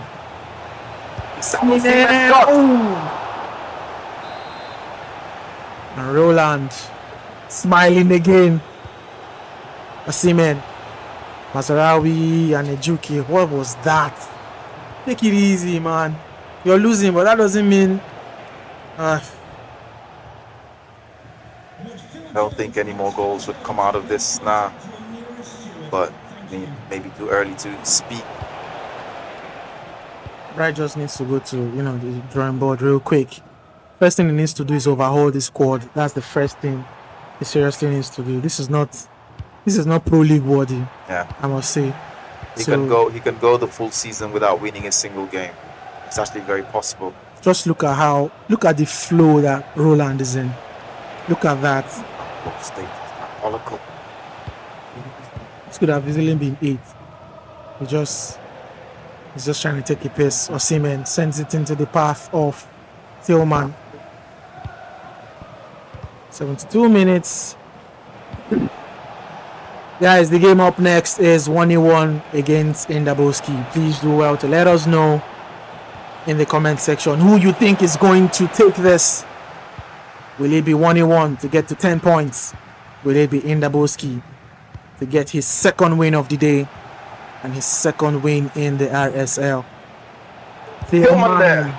Got blocked by Upamecano. Tillman again. And it makes it 8. That was inevitable. At this point, it is. I told you to get ugly. Yeah, How ugly I can get. This is. Imagine you can't even clear your lines.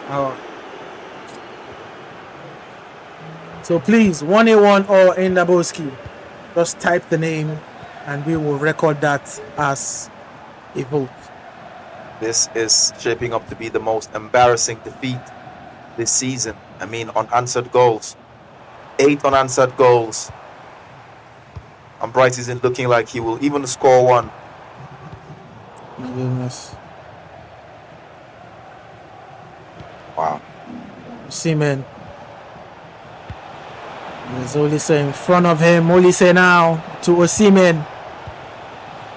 It's a way to cut it back. Tillman gives it to Osimhen. A little bit of dancing and trickery, and Osimhen is on the score sheet. I mean, that knockout royalty, Osimhen. Very, very. Are we expecting the double figures? 10 minutes to play. Oh my goodness, it's 9 already. Yes. I was thinking this was still 8-0. Are we going to see double figures for the first time in RSL? Chawinga. Tillman sends it into the path of Chawinga, but Cafu to the rescue. 8 more minutes. Sergey to Chalmeni to Krajov, and he was fouled in the process. Bright might just be the biggest meme of the week. Yes. I mean, I expected. Bright! Oh, finally pulls one back. Consolation there. Wouldn't do much good for him. I mean, our Nigerian brother doing good there. EGP. But here is Osimhen now. The keeper rushing off his lines. He's taking it a little bit. That was. I don't think there was any need for that patience there. Yeah, I could have taken a chip shot there. 5 minutes left to play for. Osimhen to Chawinga. Back into the path of Osimhen. Olise. Chawinga. You make it 10. Everybody screaming in the comment section, make it 10. I don't think it's going to happen. But it's already 10 goals for today. Ooh, that was a beautiful dribble. Yeah. It's an opportunity now for Roland. Look at Chawinga running down the wing. It's the definition of pace. Chawinga tries a cutback. Koulibaly intercept. Look at back here. To Krajov. And we have no idea who that pass was intended for. 1 minute to play for. Here is a chance to make it 10. Tillman. Chawinga. To Osimhen. To Tillman. Tillman to Chawinga. Is this it? Chawinga still taking her time. Finds Olise. And could not pull off that finale. Oh my goodness. Olise. Really 10. Double fingers. Roland. Oh, God. Having a serious role here in the RSL against his beloved brethren. His best friend. Not so best of friends. After this, I don't think I'm taking this from anybody. 10. Will not take this from anybody for real. Well, there you have it. That is the end of. Is this? Would you say this is a rehearsal, or a walk in the park, or a training? Well, I would say it's. I mean, I don't know what to say. I don't know how to describe that, but that was terrible gameplay from Bright, and it's crazy.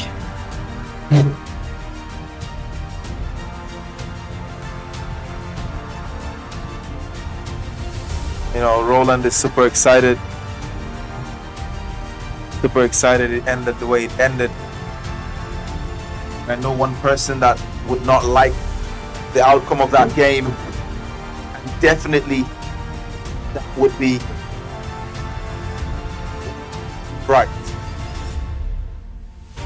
Well, it has been a very bad outing for Bright, I must say. Like I said earlier, he needs to overhaul this squad. Yes, I think at this point the squad overhaul is really necessary for Bright because, you know, he can actually do better. I believe he could do better than this. Bright is a better player than this. Bright is a better player than this. Yeah. That no lies. But you know, you just know that Roland is hungrier. if you want to put it that way. I don't know, but it seems like everything Oscar predicts seems to just go wrong. Earlier he said no one will get a double figure scoreline to the end of the league, and just moments after he said that, his heart was broken. Another busted sleep again, and double figures for the first time ever in the RSCL. I mean, even if he doesn't get into the elite league, that is a record to be proud of. Yeah. Yes, of course. Of course, that's a record to be proud of. The very first double figure scoreline by a player in a match, and what a better game to get it than against your very good friend, thrashing your very good friend after both of you lost your opening matches. And Roland just got one over right there, and you can see on your screen right now, Indaboski is getting ready to do battle with 1A1. The predictions can come in. A lot of people already predicting the outcomes, but this is supposed to be, for me, this is a pick. I'm picking 1A1 over Indaboski right now. And guys, we are joined in the studio. We're joined in the studio right now. We're joined by the best FC player in Rivers State, in the person of Mr. Dexter. Dexter, nice to have you. Yep. Welcome. It's glad to join you guys here in the commercial booths. Doing my expertise on the game. Of course, and expertise. I have two questions to ask you, but I'll just go with the first one. So, you've been in the studio, you've seen the players, you've followed the league so far. Which player do you not want to see in the Elite League? Which player would give you too much problems if he makes it to the Elite League? Well, all the players will be good. If it's possible not to see any of them, I'm very happy because most of the players here were in the National Derby and they gave me a hard time. So if it was possible not to see most of them there, I'd be very happy. So I could get an easy run in the Elite League. Okay. I mean, here is Cold Snow. What can you say about this guy? Because I mean, the NDD, he was outstanding, you can say, yeah. But so far so good. He's languishing in the bottom table. Is it a testament to the fact that the Pro League, there's a lot of pressure in the Pro League as regards to the Niger Delta Derby? I won't say a lot of pressure in the Pro League. Even in the Division 2 League, Cold Snow is more like a slow starter. So there's still time for him to pick up pace and still get results. But in the Niger Delta Derby, I would say there was this confidence they had coming in, so they pulled through. They really did their homework, and it showed the results. Yeah. Well, ladies and gentlemen, there you heard it from Dexter, the best. Forget about what happened in the Niger Delta Derby. We won't forget it. This is the guy to topple. He's at the peak at this point in as far as gaming is concerned in Rivers State. Yeah. So what do you think about this next game? 1A1 against Indaboski. Most definitely, you've known Indaboski in the gaming scene for a while now. And what can you say about Indaboski in general? Do you think he's elite league material? Yeah, Indaboski is a very, very good player. He just needs to grind the game, put in the work, and get better results. In the Division League, he needs to really perform up to his standards. Yeah. Everybody said that. I think he has gone back, watched his game, and try to make some improvements. Okay. So I think he's going to do very well. So you think we will see him in the Elite League? Is there a chance? Well, I can't really say if he will be there, but I'm hoping he will be there because he will bring this elite mentality to the league. It will be fun having every good player there. If it was possible to even have like 7 of them, it would be a very good because to make the league a lot more competitive. But unfortunately, we have just 5. Yeah. So they'll have to grind their way and put in the work. Okay. And only the 5 best can join the next player. Sure. But let's talk about his opponents. The person he's facing next, 1A1. I mean, 1A1, a lot of persons can argue, that 1A1 is the most experienced FUT gamer. What can you say about 1A1? Not just in this lineup. I mean, in Port as a whole. Because I think this guy, he there was a game he had against Farouk. Yeah, I think he lost that game, but boy, people were saying a lot about 1A1's gameplay against Farouk, and he was really, really proud of himself of how he was able to hold his own against the very best in Nigeria. So briefly, just tell us what you think about 1A1 so far. 1A1 is a very good player. I've practiced with him a lot. So I'm very clinical, know how to build up and rest. So it's a very tough opponent for Indabus. But Indabus have been really tough. From the games I've watched, he still has a lot of picking up to do. So but 1A1 has gotten accustomed to the league and the pace of the league. So Indabus has to really put him on his toes. Yeah. But I see 1A1 going in my prediction. I will see 1A1 going to or crushing to. What do you think? And do you think 1A1 breezes past this? Because I've been seeing comments. Everybody has been gifting 1A1 this win. It's as if the 3 points is already in the bag for him. But what do you think? Yeah, but if you look at it, you see that as far as statistics go, 1A1 is he has his best foot forward. Yeah. He came into this tournament and he. 17 was a draw against the man to beat in this tournament. Yeah. Shocker, he had a hard-fought draw against Shocker. And 1A1 is very decent. You can look at his card right there on your screen. He has Rashida Ajibade on the right side, which is a very unlikely pick. I like that card. And the Temwa Chawinga on the left side. This guy. It's really this is really serious. He has an all-female attack if you want to put it that way. And on the bench he has Maguire, and there's also the Ture card and the Kelly, and of course you can see there is Shaqiri too, which is really surprising. And the younger Mbappe, Ethan Mbappe, is there on the bench. And of course another Nigerian in the person of Danjuma, and then there's Hector Bellerin there to complete that bench. And he is, his picks are always intentional. That is one thing I like about 1A1. This is the experience speaking. And 1A1 has shown it time and time again that he is a very good player at this level. Yep. And I believe that, I personally believe that Indaboski is no match for him right now. Well, Indaboski has to be on his 101% if he's going to grind out anything from 1A1. I mean, take a look at Indaboski's squad. He's got that Estudio, item up in front. On the left and right, that Nigerian card, Ejuke, which was really important for him in his previous game. Doku on the right, and in the midfield, he's got the icons, Iniesta, Cruyff, and the big man there, De Jong, who was bruising up Drogba. And in defense, he's got Renard, Rudiger, and Charisma and Rodriguez. So that's Gomez. And then in goal he has Unai Simon. And in the bench he's got players are stacked. There's Balogun, there's Joe Perez, there's Zidane, there's Chiesa, who he brought in the last game. There's Bruno Guimaraes, there is Ansu Fati, and the big man Upamecano. Left for me, I think I'll be starting Upamecano. I don't know. Well, Upamecano is actually very cheap, player there. Ejuke too has not been really, he's not really expensive, but he has been delivering the goods for the player. And this takes me back to the second question I said I was going to ask you. You are currently the best player in the city of Port Harcourt, and this league, this current tournament right now, we're looking for whoever comes to the Elite League and plays against you. Of course, whoever comes to the Elite League to play against you would be hoping to dethrone you. So, do you think you would still be the best player in the city at the end of the Elite League season? Well, obviously, I always see that I still think I'll come out on top.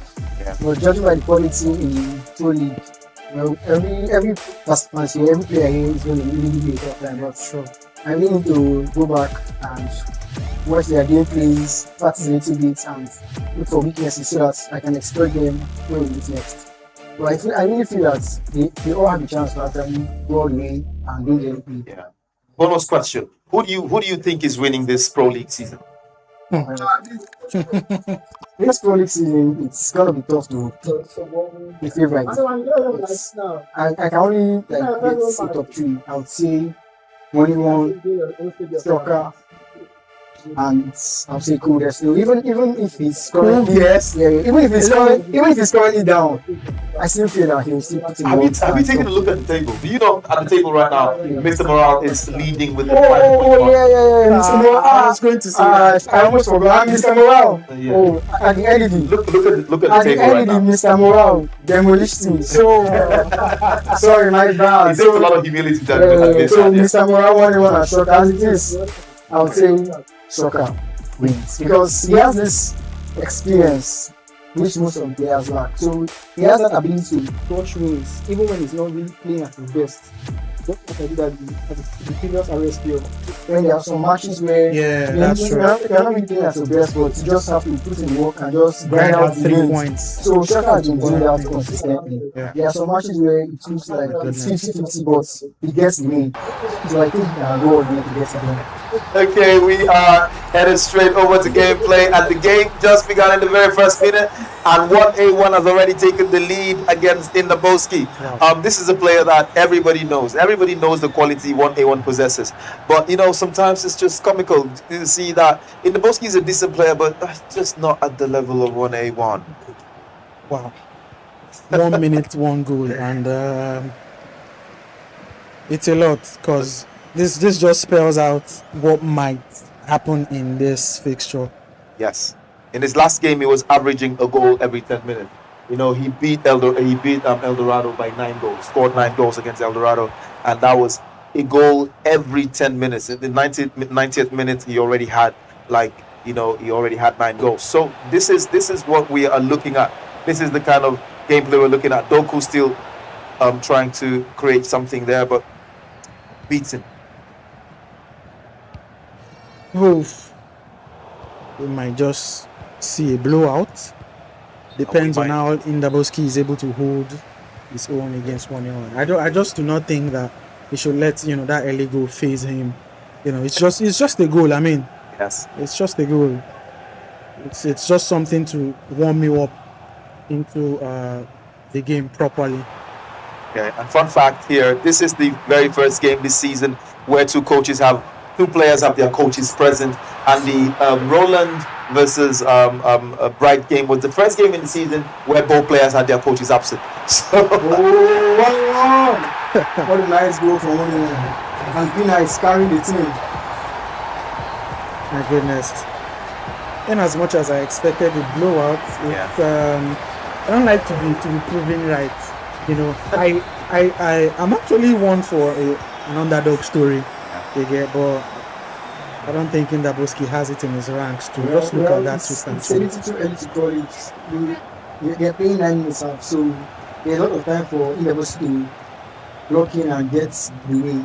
But I don't think Indaboski is that kind of player that would come back from his a huge goal line margin. He's not a very offensive player. He likes to build, and this build up is really slow. Exactly. Against a player like 1A1, 1A1 thrives on fast transitions. The player locks everything, just happens in a flash. And I don't think Indaboski needs the margin to get wide before he starts coming back. Yeah, and I'm not saying Indaboski is not a very good defensive player. Okay. And 1A1's attack is really, really good. It takes a very good disciplined player to defend 1A1. So the scoreline is going to keep increasing. I just hope Indaboski can keep it close and keep it entertaining for the viewers. Entertaining. Well, I think my goodness, I'm just about if 1A1 gets at least 2 more goals before the end of this first half, then I think it's curtained. Yes, let's just say whatever. My goodness, a power shot from way out of the box. 1-1, mounting serious pressure. That's that corner technique and that corner routine. It's something the 1-1 specialty. That's what he does. He calls them shots and cycles to the midfielder and triggers the power shot and shoots a power shot. So hoping to get. Oh, that was close. This is another corner kick routine that I haven't seen a lot of persons, do this. They cross, the player lock, they knock down to the next player, and the easy shot in. 1-1 is giving him a lot of things to defend. He goes for the short corner technique, or he goes for the back post player lock technique. So you can't really tell which of which he's going to go for. You just have to be active and prepared. Here is De Jong. It's at the edge of the box, tries a cut back, but De Jong in the opposite shirt intercepts. I think the game has calmed down a little bit. Pressure from 1-1, but Indaboski is doing a good job at soaking it up. I think that's what he needs to do. Like you said earlier, Dexter, keep the scoreline respectable, keep it within reach, But for now, he has to deal with this attack from 1-1. De Jong, he deals with that beautifully well. Rudiger to cry off. This is exactly what you were saying earlier. I mean, he takes his time with his attack. He's not the kind of player to transition so quickly. My goodness. How is Chawinga still able to get to that ball? What was that? That girl is a powerhouse. What was The 1-1 that? magic. Just look at this bruising of charisma off the ball there.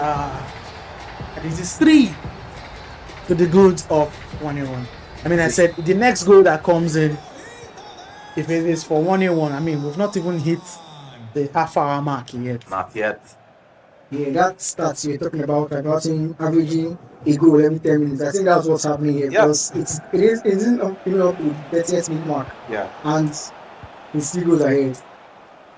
Math is still mathing right now for 1-1, and you can see in the Boski's coach is just scratching his head and wondering what else he can say. Well, I'm going to 1-1. ask you real quick, Dexter.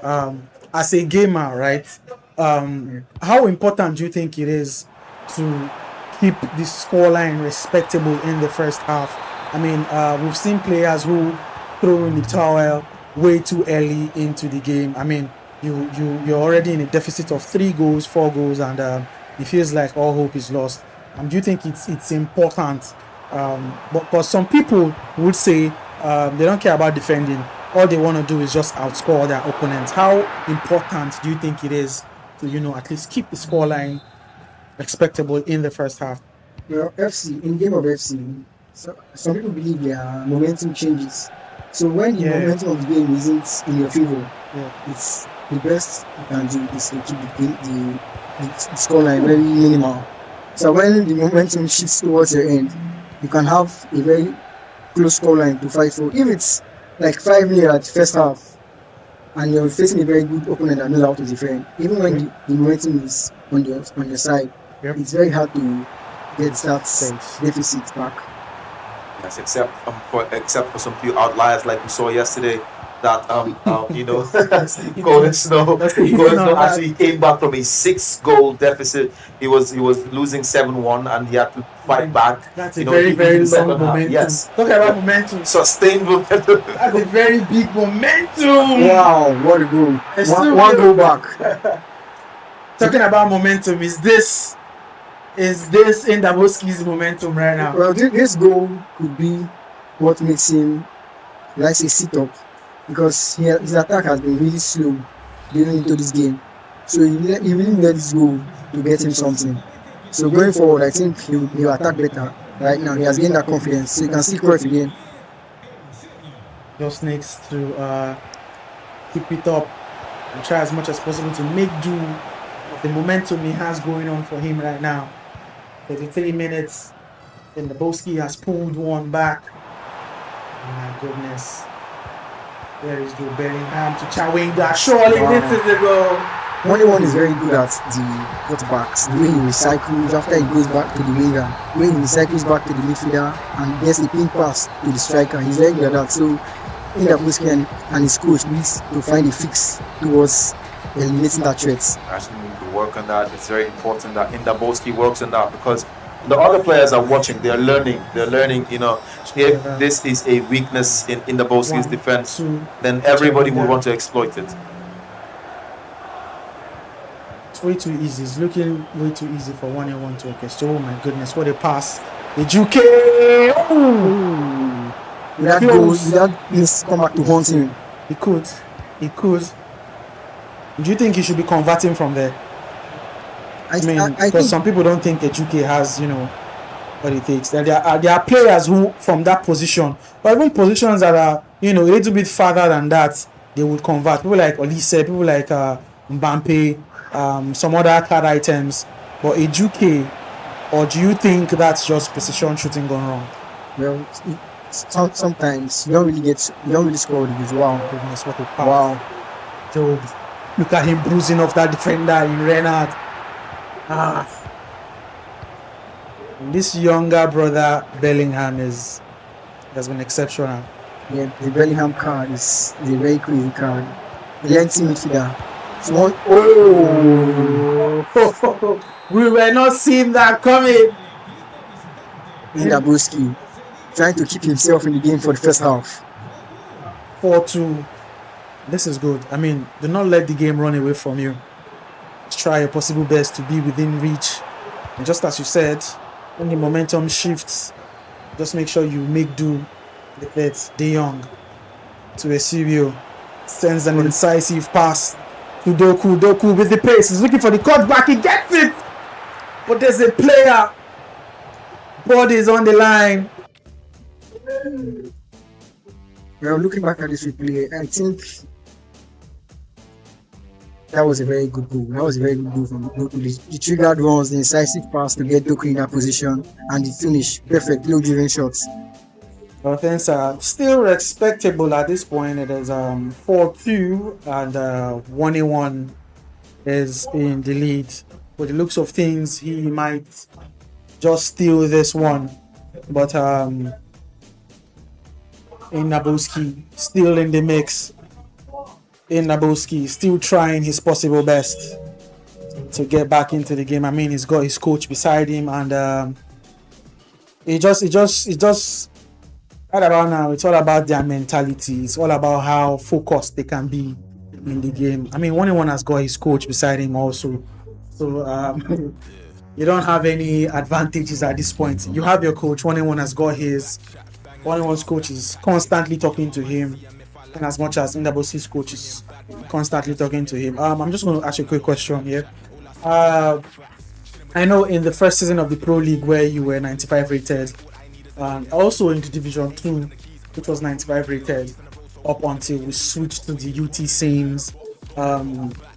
We didn't have the option for coaches, and the first time we ever saw coaches was in the NDD. How important do you think a coach being by your side is? Like, what's the importance? What does it do to your mental? What advantage does it give the player? Well, having a coach is very important. I can't overemphasize on having a coach, because a coach brings a lot of advantages when playing. When players are in game, they are so focused. Sometimes they tend to forget when to make changes, when to make crucial formation changes. So that's where the coach comes in. The coach gives advices and looks at the gameplay and tells his player what he's doing wrong, or what we practice that he has not been doing, and tells him to try this formation. This is what is happening. This is how the gameplay is moving.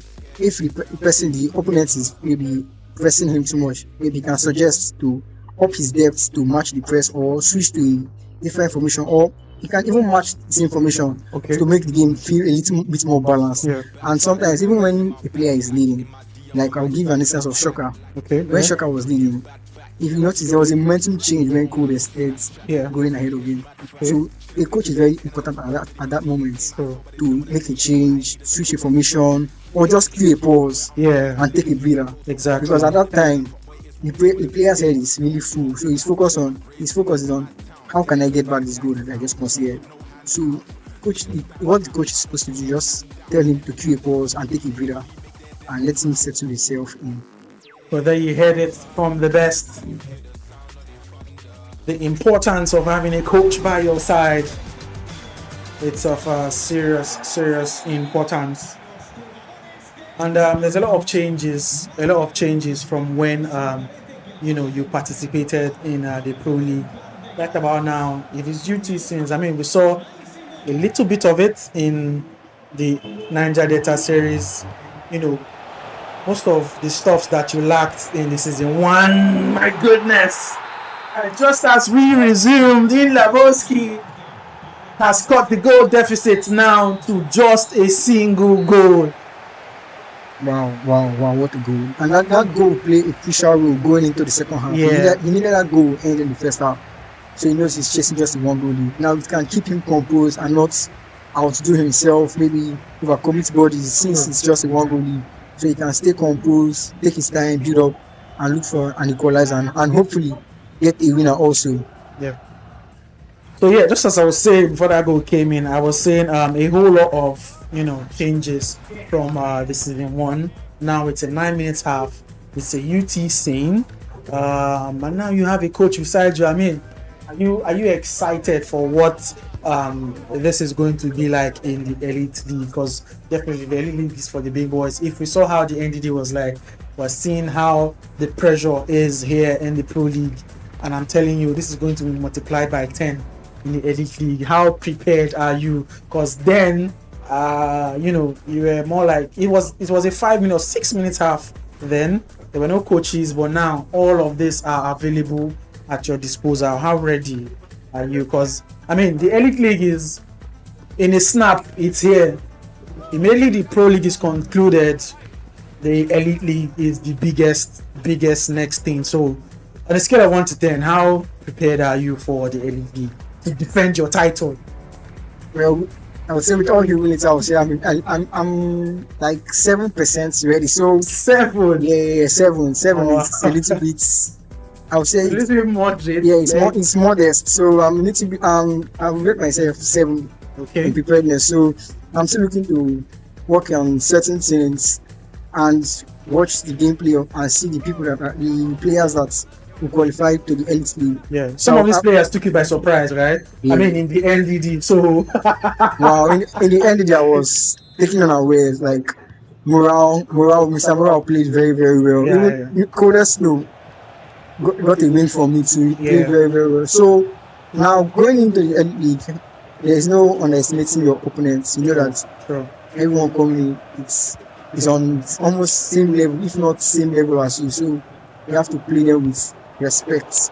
Right. So let's just delve into the NDD a bit. How was the experience for you? I mean, captaining the Rivers, Team Rivers in the Niger Delta Derby. Well, it was a very, very good experience, though not the results we hoped for. Yeah. Because going in, we hoped to go with a clean sweep, no losses. Okay. But it is what it is. That's how the game is. So it was a very nice experience. Having a coach by our side was not an option In the Pro League. in the first edition of the Pro League, Yeah. which it was 95 rated. So the pace of the game in FET2 is also different. From the And also- 95 rated, right? From the 95 rated, also the necessary play styles, different play style pluses in the players. In the 95 rated, there are no play style pluses, so that's also a factor to get in. So it was a very good one. What a nice tackle. So as you can see, Inabuski has really upped his game. He has grown into the game. He has grown into the game. That's why I said 9 minutes half is a very long half. So anything can go. Just like the coolest new and shocker match. Yeah. Someone saying to that you think shocker has won away with it. But if you tune in later, you can see that it ended like 6-5. You'll be amazed that the comeback happens. Wow, 1-1. That's a Harder very with that good one goal. there. That was top class. That was beautiful. And he orchestrated that perfectly well. Yes, he went for the best type of finish. The low driven across goal. Brilliant. So the pass, see the triggered ones. That little fake touch from Hada, and she lost it at the back of the net. That was wonderful, wonderful. 1-1, increasing his lead by 2 goals. And Indaboski will have to chase again. Ejuke wanting to reply almost immediately. And there's a chance at Subio! Nice. This is what the fans love. This is what the viewers are waiting for. We want an end-to-end match. Indaboski replying almost immediately. I mean, the fans must surely be entertained. Look at that. He did not relent. And immediately that ball got into Subio. That tackle was just wrong. I think he expected him to move a bit. And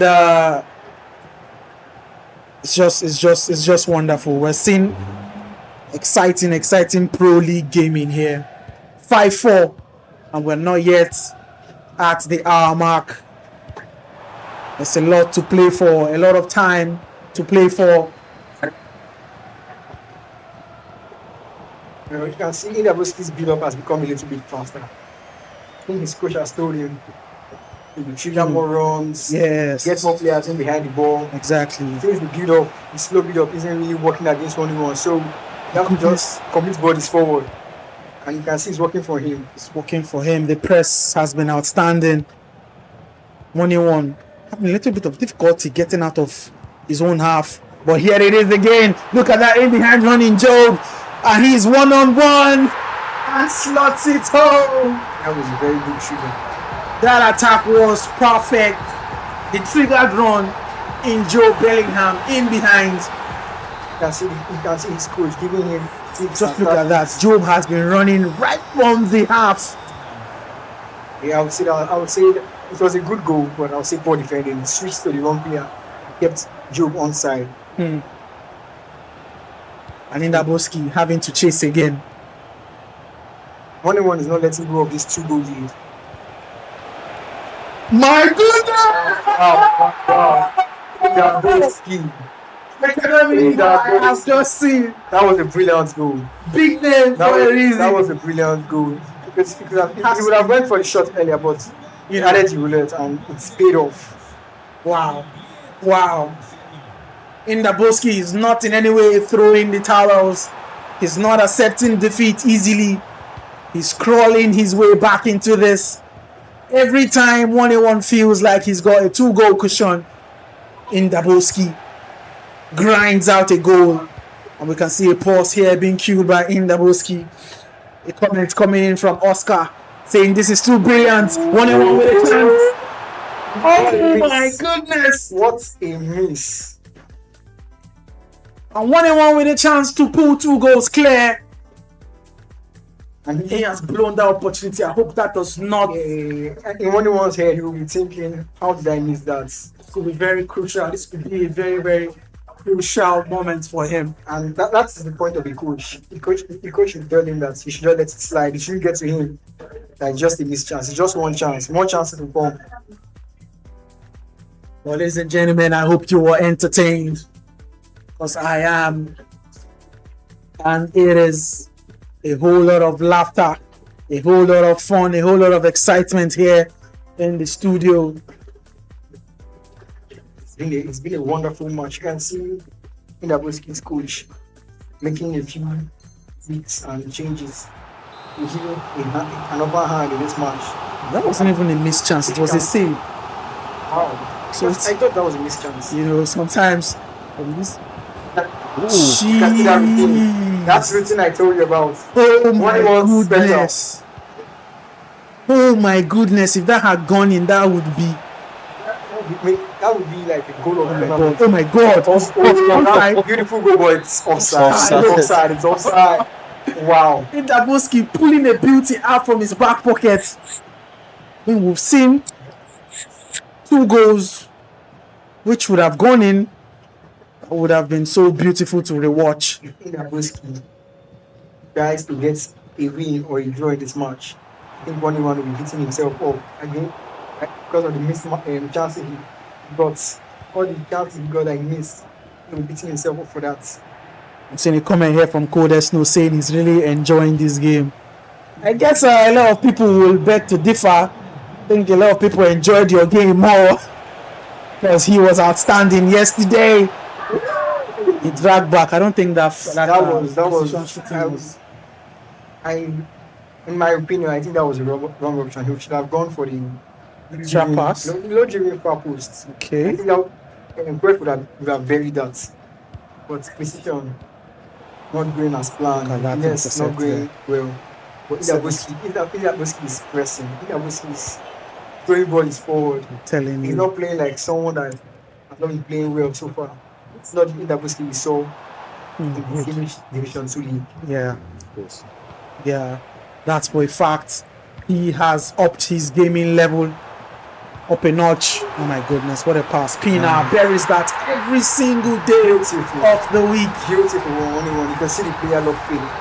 Player lock Pina, fix left, fix right, fix left, and make the pass. That was a brilliant goal. You can see the player lock coming in left, right. Wow. Yes. Wow. Perfect option. And that average is still very much alive. 70 minutes and 74th minute, and he has like 5 goals scored. So 1-1 is chasing numbers at this point. 1-1 now has gotten that 2-goal cushion again. And trust me, the moment he makes that 3, I think that's the end. And there it is. I mean, you could see the goal. I see the goal coming. As soon as he triggered Joe, I knew. And it was not tracked. So as can player not coming in too fast. Pina doing a very good job on the wing. With Young, Drew, first time shots. Wow. Brilliant. And there you have it. It seems 1-1 has finally found the medicine to go 3 goals clear of Indaboski. Good game. 1-1 has extended his lead, so Indaboski will be chasing. And 1-1 is not someone to bottle. I haven't seen that happen yet. I think he's a very disciplined player. Rather, he might even add more. Yeah, I see him adding more. Because Indaboski will be throwing balls forward. Pina,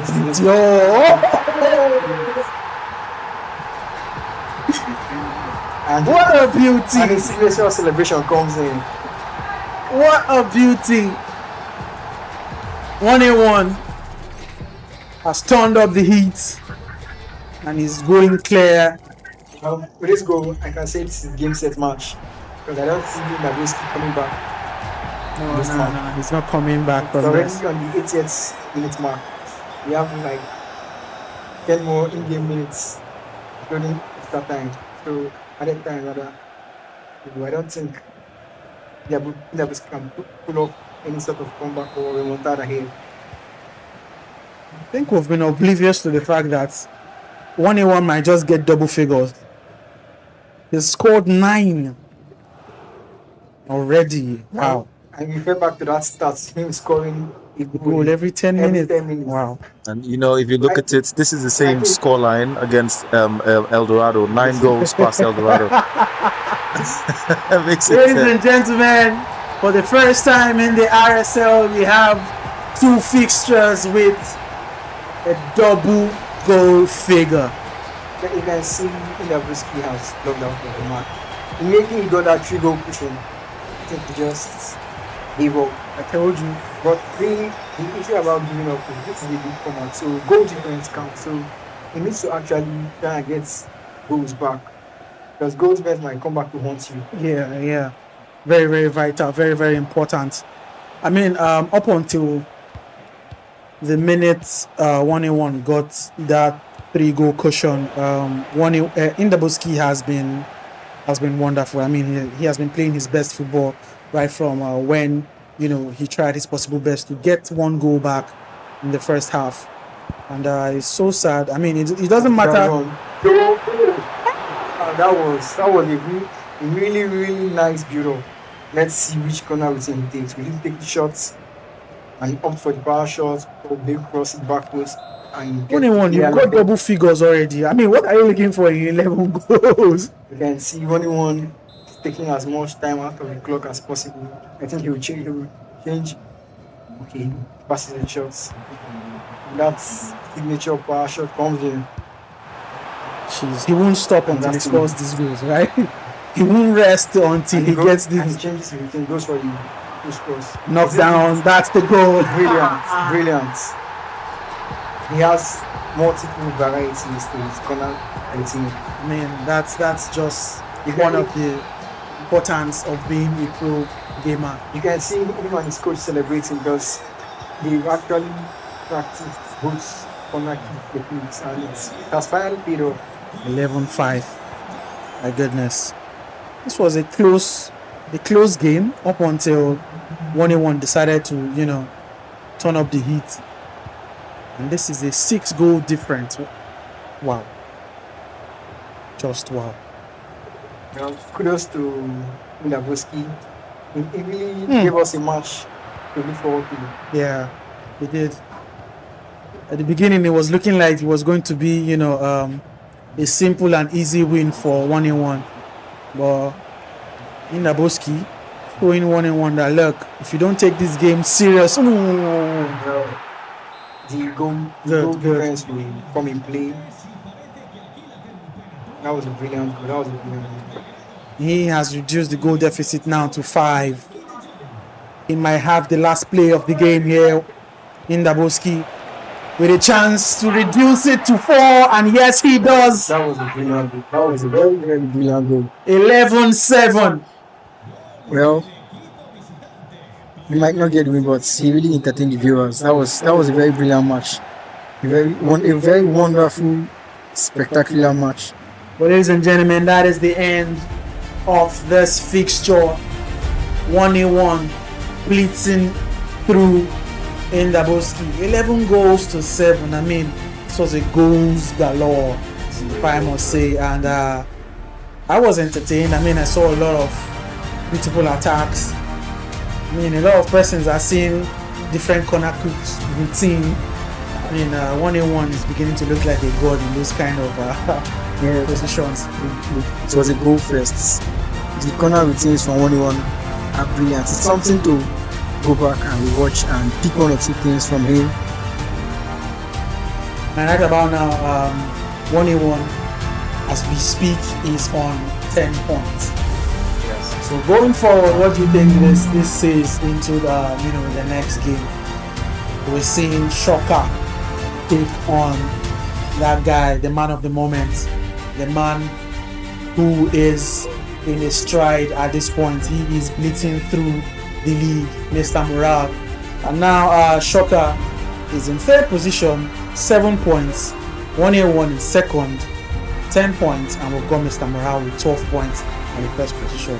First taking on third. What do you think, guys? Well, the top three are really vastly. Now going into this match, I know Shocker and Mr. Morale will be hoping for Indabusi to get a draw or better get a win. Okay. In order to secure their top 2 spots, but unfortunately for them, 1-1 wasn't having that. So 1-1 right now will be hoping a good draw, because I think that should be the best possible result right now. So he'll be hoping to get a draw. For Indabusi and Shocker and Morale get the draw. But when we lose this match, they are both giants. Shocker still unbeaten in the RSL so far, campaign, and Mr. Morale, right from the NDD heading into the RSPL, he has been brilliant. So this is a battle of giants. So it's going to be who are you tilting towards? I would say I'll still go with Shocker. Though Mr. Morale's form is incredible, I'll still go with Shocker. They have played multiple times, so very familiar gameplay. So I still think experience has a crucial role to play. Wow. That's mentality. It has a very crucial role to play. So I see Shocker clutching the win. What do you say, Khan? Okay, I personally think this is going to be a very nice game to play. Mm-hmm. You know, this is Shocker coming in with his, what you call it, his streak alive, and the rest. And Mr. Morale has been absolutely on fire. He's been the leader this season by every metric in the league. Right? He has played the most games. He has the most goals. He has the most points. But this is Shocker we're talking about. Shocker is unarguably one of the best players in the RSL pyramid at any level. And he's going to be facing up against a player that just started his revival at the NDD. And it's very beautiful to see, but as far as the stats go, the numbers may favor Mr. Morale. But Shocker is coming in with experience, just like Dexter said. Shocker is coming with a lot of experience over his sleeve, and there's a lot of tricks. You can pull out tricks from everywhere. And I will be a little bit biased there because Shocker has been my favorite player from the Division 2, and I would say Shocker edges this one by slim margin for Shocker. Well, guys, there you have it from Dexter and from Khan. Both of them going for Shocker. But I just want to ask you guys, viewing live, who do you think is going to edge this? Some people are calling it the El Clasico. Wow. Some people are calling it the El Clasico of the Pro League. So please, if you are viewing, do well to let us know in the comment section. Who do you think is going to clinch the 3 points in this particular fixture? Will it be Shocker, the undefeated man of the RSL, or is it going to be Mr. Morale, the man who is on fire at the moment? Mr. Morale or Shocker? Do well to let us know in the comment section. Your public winning prediction will be taken from the poll that you draw. Just write the names down, Shocker or Mr. Morale. We'll be viewing in the comment sections to know. But going forward, I'm pretty certain that we're going to see a lot of goals in this particular fixture, don't you think? Yeah, I think there's going to be a lot of goals because both players are very high scoring players. They are very high scoring players. Shocker's strength is his attack. Shocker knows how to attack very well. And Mr. Morale, watching Mr. Morale is a very balanced player. He knows how to defend, knows how to outscore his opponents. So, but the way this match is going to be, I think there will be a lot of goals, but the scoreline won't be that much of a difference. To give a glimpse of the coldest snow and the shocker match. Okay. Yeah, that's what I think. Okay, you can see the numbers there right on your screen. Shocker has a win rate of 70% against Mr. Morale's 100% win rate, perfect win rate. Shocker has a GPM of 3.0, and Mr. Morale, of course, sitting high there. He's leading the pack with a 9.0. Shocker is third on the table. Mr. Morale is first, but where the public winning prediction is what divides the fans. You can see it's 50-50, with 50% of the voters going for Shocker and the other 50 going for Mr. Morale. Don't forget that this is the last game of the day, and of course it's going to be the what would I call it, the icing on the cake, because both players have a combined average goals per match of 10. This is the highest combined average goal per match we've seen since we started, although we've seen some outliers where 18 goals were scored, especially in the last match between Indaboski and 1A1. But this is the average goals per match, matching a combined 10. You can see the starting draft for Shocker there. He has decided to stick with his Marcus Rashford on the left. Of course, Kika Nazareth is leading the line for him, and you can see some really nice names on the bench. Ika Kasia starts in goal for him, and the Nigerian card he decided to pick was Ademola Lukman. That FIFA card on the right hand side, don't you think he would have done it? Because I can't see another winger. I mean, Lukman could play there, and he could use Vicky Lopez in the camp position. There's also Luka Bakio too, who is good on the right hand side. I'm not saying this is a starting lineup, but looking at his draft, he's got the players to edge out a win. Ika Nazareth has been wonderful for Shocker so far in the season, and this Summer Stars Shaka's item has been immense. I mean, his midfield is a little bit balanced. We've seen a lot of people go for De Jong. Shaka is a new one. Lukman also in the mix there. In defense, we have Glory Hunter Van Dijk and Glory Hunter Gabriel, and also Araujo and Davis on the left back and the right back. Peter Casillas at the the sticks between the goalposts. And on the bench, Bellingham, Vicky Lopez, Lukebakio, Chomeni, Emre Can, Sabari, and Malenko Savic. Dexter, tell me, what do you think about this draft? Well, this draft is a really balanced draft. You can see the backline. The backline is stacked. You have Van Dijk and Gabriel, Davis on the left, Aaron on the right. Both very solid defenders. Nice animations to track down the wingers and also getting blocks when necessary. Now, the wingers, he opted, I think he was using Lukebakio like a week ago, and he opted for FIFA. I would say that's a personal preference. Maybe he has tried FIFA and he's comfortable with her because she's also lengthy. Her roster is lengthy as well as Lukebakio. So in the game, you have to have lengthy wingers so they can get those true balls and actually run behind space. Looking at the camp for Lukman, for Shocker, I think that's the only weak link, but maybe he might make a few changes in the second half.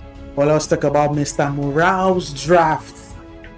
Is it me or Mr. Morale has switched from his 4-1-1 to 4-2-3-1 wide? But I don't know, he might still change in game. But let's take a look at his draft. Up front there is the lady of the season, Claudia Pina. But this is different from the Footies card. I think that's the team of the season, Claudia Pina. And on the left, attacking left, we have Rashford. On the right, we have Inaki Williams. And in the midfield, these two icons have been immense for Mr. Morale. Vieira and Matthias, they have been wonderful, colossal for Mr. Morale. And in the camp position there, we see that Nigerian icon there.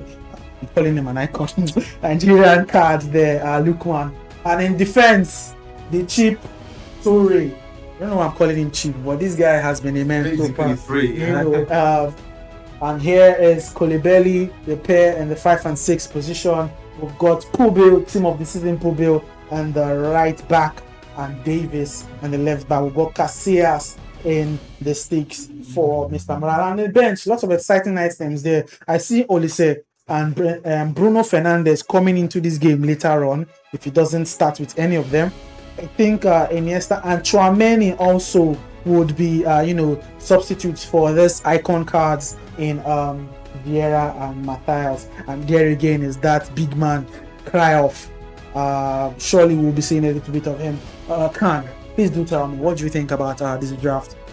The draft is different from what we've been seeing. This is a different formation altogether from Mr. Morale.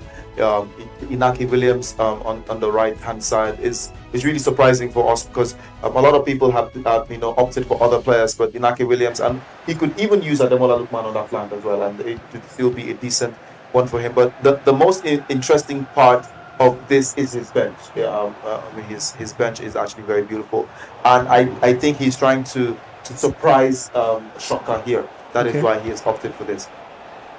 Well, ladies and gentlemen, we have dived right into it. The game is upon us. Shoka, the undefeated man, taking on Mr. Morale, the man who is flying as high as a kite at this point, who is going to be the victor. A lot of persons are saying this is the clash of the titans. A lot of persons are saying this is an El Clasico. But ladies and gentlemen, do let us know in the comment section your predictions for this fixture.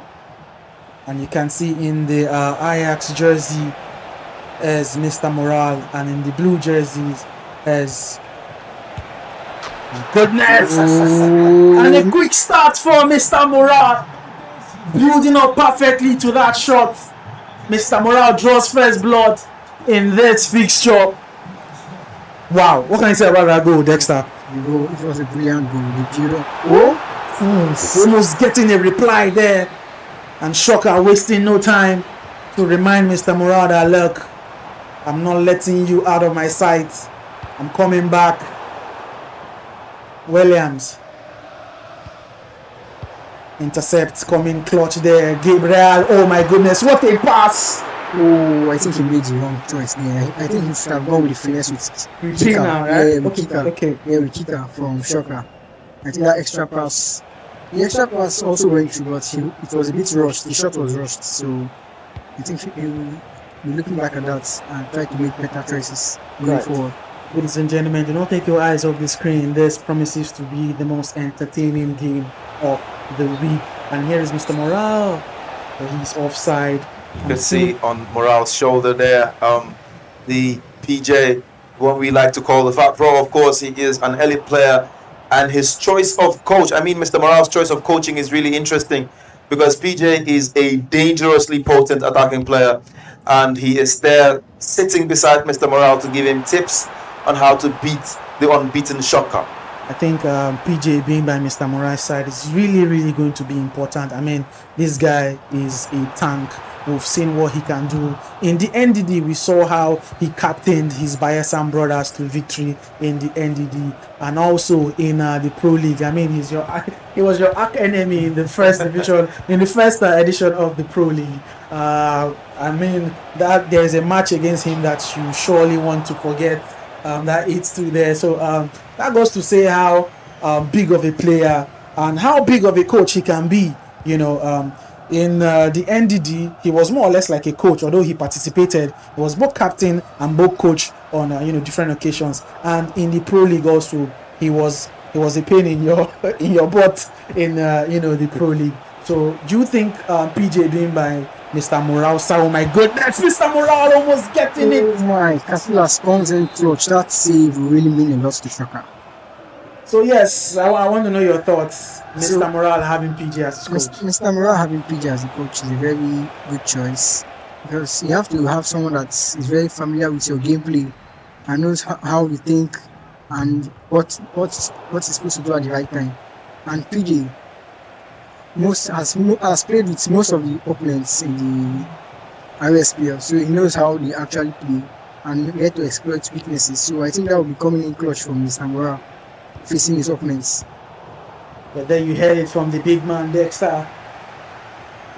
We are 20 minutes into this fixture, and Mr. Morale has done a good job at keeping Shoka quiet so far.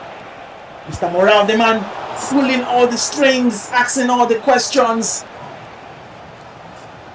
That momentum talk could really be alive right now. Mr. Morale taking he's having all the momentum right now. Yeah, He's he asking is. all the questions, shooting all the shots, and Shocker is just being forced to defend and try to sneak in the occasional counter attack that is not really yielding results so far. If this game stays like this, the streak could officially be dead and buried. But hopefully Shocker would want What a to pass. eke out a draw or maybe even win this one to extend the streak and also close the gap between him Good one. and Mr. Morale, and of course 1A1 at the top of the summit. Here is Mr. Morale. He has been beautiful pinner. Oh my Wow. goodness, what a sliding tackle that is. That drop was coming in clutch for Shocker. You can see what I said about the momentum shifts. You see, Shocker hasn't been having any chances this first half. Yep. But you can see the scoreline is still 1-0. So Mr. Morale needs to take his chances. Because if he doesn't take his chances, it's going to bite him in the end. Because when the momentum changes hands, Shocker has his opportunity. I don't think Shocker is one to get these chances and not bury them. Right. We're talking about chances. Here is one now for Shocker. Lukman. There was a challenge there from Davis, but Shocker! There you have it. Like I said, Shocker gets his chance and he buries it. Shocker has leveled. It is 1-1. And there is no smiles from either the player or the coach. They mean serious business.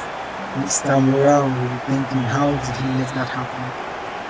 How did he let that happen? It is 1-1. 28 minutes gone. And Mr. Morale has lost his lead. He's been the one pressing so far. He's been the one with the momentum. He didn't do much with that. And Shocker literally just having one chance at goal and burying it. Talk about being clutch. Yeah, this is what I was saying about the experience. My goodness! Wow. Ladies and gentlemen, this game has turned on its head. Shocker has somehow, some way He didn't even pulled off the overthink things. comeback. I mean, Keeps it simple without overthinking Keeps it. it simple. Yes. 2 shots, 2 goals. No time for fancy football. told you this Very guy, direct. the definition of clinicality. That is what Shocker is.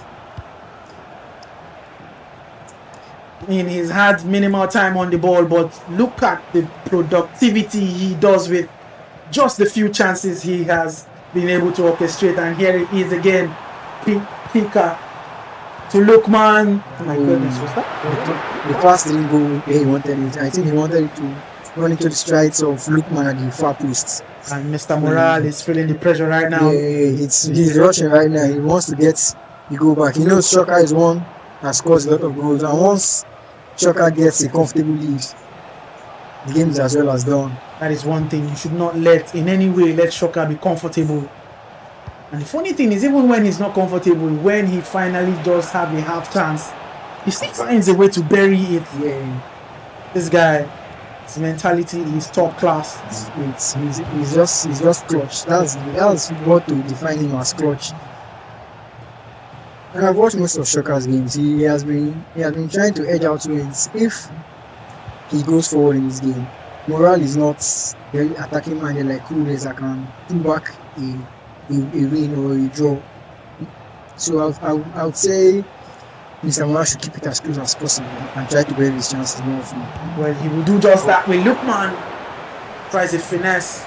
Well, Shocker is making him overthink things. Yeah. He's trying to go into the box now. He's trying to turn. Gabriel and Van Dijk are causing a terror for him. Yeah. Because anywhere he turns, they are there already. So he's trying to think outside the box, maybe get some finesses, and hopefully it comes in clutch for him. Well, 40 minutes down in game time. We've got 5 minutes more to play for in this first half. And Mr. Morale, who started the game very, very well. He got a goal. He had a couple of chances, could not bury them. And immediately the momentum changed, switched into Shocker's favor. Shocker turned the game on its head. They got a leveler. And the comeback is complete. He is in the lead, 2-1. Oh, that was nice from Suri. He block out that Nectary pass. item in the intercept plus. Yeah, the two is a 6'9" defender, so he has really long strides.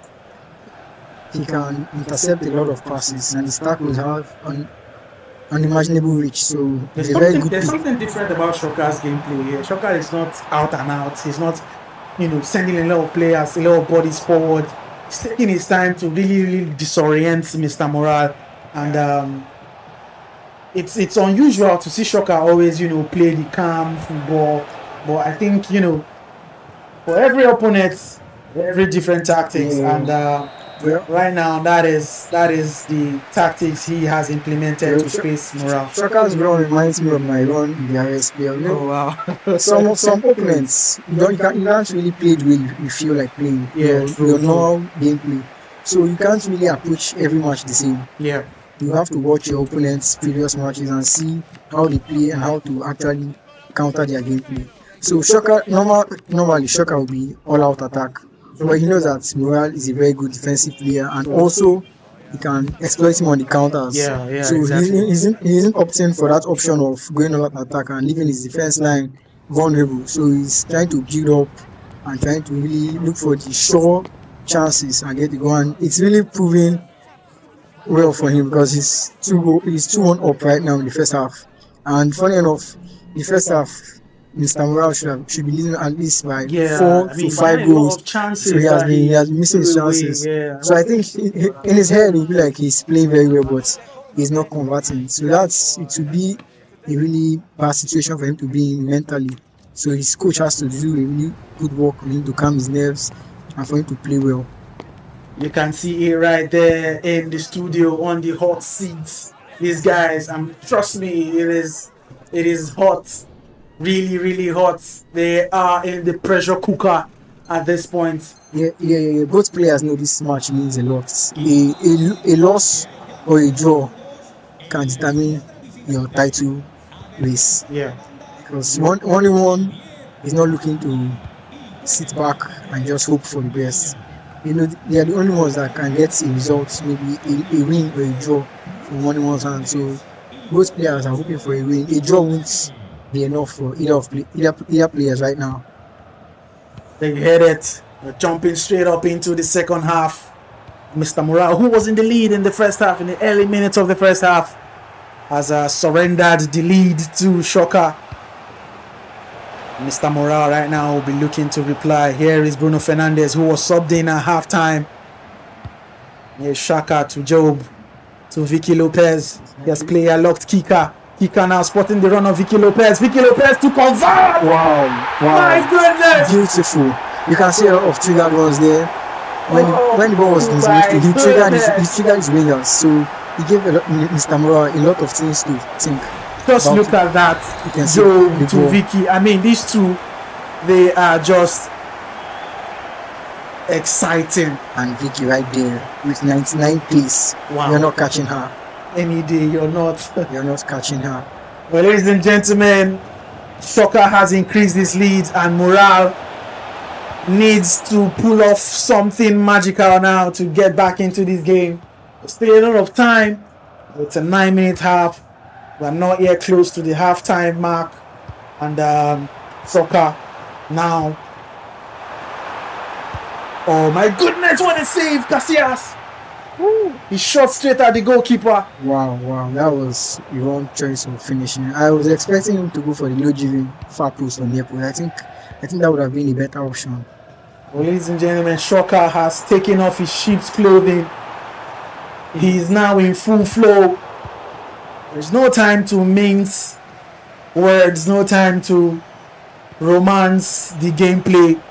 He's going all out, and you can see as he has gotten himself a goal, Mr. Morale will be looking to at least. We all applaud Shoka's attack, but we haven't really seen that he's a very, very good defensive player. Yeah, he has been. I mean, his defending in this match has been top notch. Wow. Corner now for Mr. Morale. He takes it long. Player locks. Where is the knockdown? There it is. Pina has a player to beat. Surely she can put this away. Oh, Virgil van Dijk standing up strong to that attempt. And here's the counter. There it is again. He's got players in front of him. Kika Nazareth trying to send it into the path of that incoming player. Mr. Murad, I think he needs to do something different. I don't know. He hasn't been top in this second half. Something just needs to change. Yeah. A few fresh legs. Yeah. I feel he really needs to make a formation change might do the trick. Because the first half the momentum was on his side. He was getting a lot of chances. He was getting a lot of chances, but he wasn't converting them. And right now, the way it's going, I think this second half is Shoka's half. Because everything Shoka is doing just seems to fall in his favor. I will never say never. 61 minutes, 30 minutes, plus or minus to play for. Oh my goodness, here is a great opportunity for Pina. She almost blows it. Well, but he ricochets back into her path and she has that goal. It is 3-2. Moral will take it. No matter how it comes, he will take it. He really needs that goal. He needs that goal to keep himself in this match right now. I think that was defending gone wrong. That defending there from Shoka. I mean, that's not like him. Shoka has been on a defending plus all day, and then he goes out to open up his defense like that. Yeah, Shoka is in a comfortable position, so he's trying to high press, try to trigger more runs as he normally does. But I think it might come back to bite him in the end. Well, ladies and gentlemen, it is 3-2. Moral still has Shoka in sight. Still a lot of time to play for. A little less than 25 minutes. And here is Mr. Moral again. Bruno Fernandes into the path of Chouameni. Bruno Fernandes again trying to find Inaki Williams. But Shoka doing the good job of defending properly. What a pass. Kika Nazareth into the path of Rashford. And here is Rashford now to Saka. Christian Antonin looking for an option. Saka to Davis. Davis now running at the byline. Tries a drag back. Williams is called for defensive duty. A pass is being cued by Shoka. And that is a chance now for Mr. Moral to also, just like you said earlier, make one or two changes in the formation and then bringing in fresh legs. Yeah, I think he needs to bring in fresh legs. Maybe better wingers or maybe a better cam to substitute Lukman. Maybe we might see that Cruyff coming in anytime soon. Yeah. So he really needs fresh legs so that the attack can really have a and also the Inaki Williams card too. Yeah. I think that now is the time for. I think he's got Olise. That's the time for Olise to at least get some minutes. Yeah, fresh legs do a lot of match. They are stronger on the ball. They are more agile on the ball. So he'll be needing it to actually get his attack to another level and get a goal to see if he can get a draw or possibly go all out and get a win. And Shoka on the other end will be looking to make some tactical changes. True.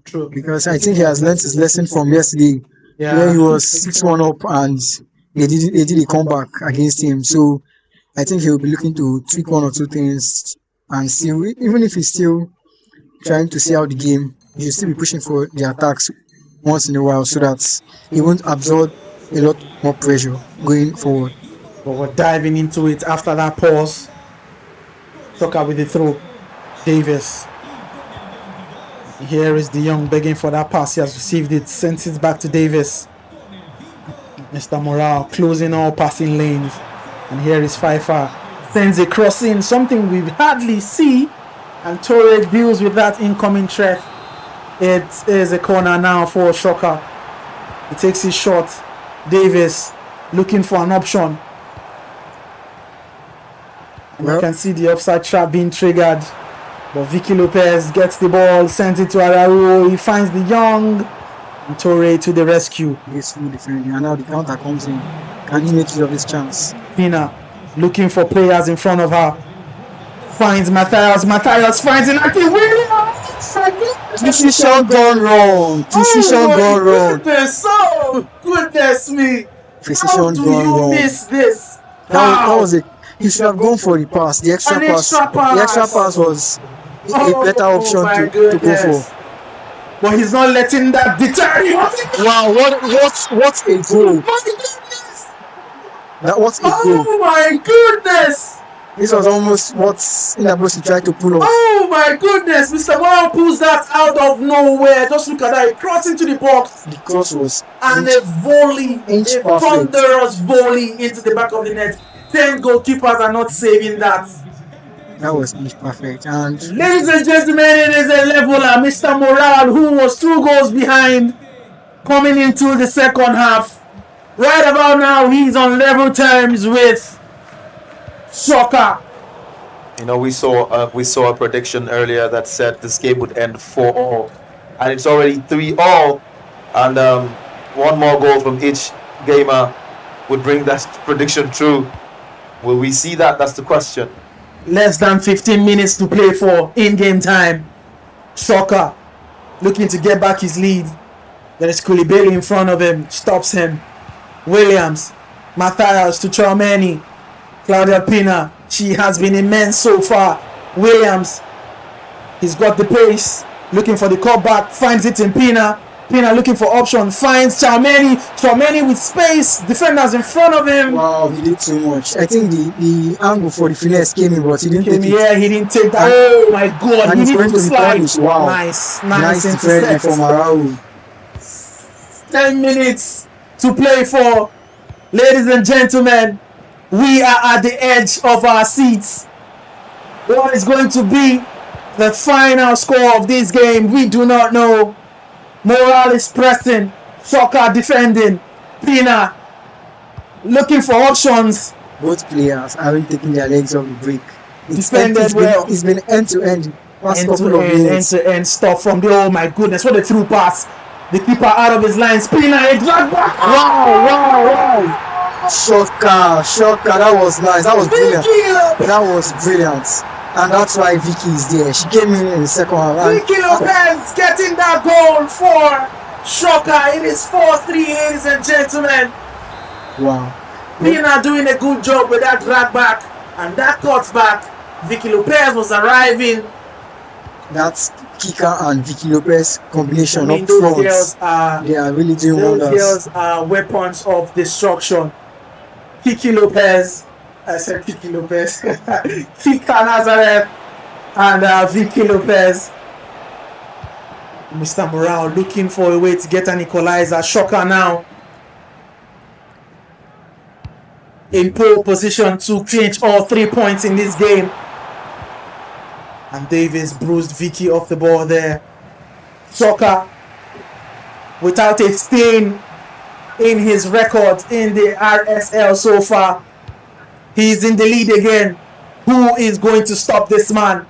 3 more minutes. I think Mr. Morales has to score from this attack.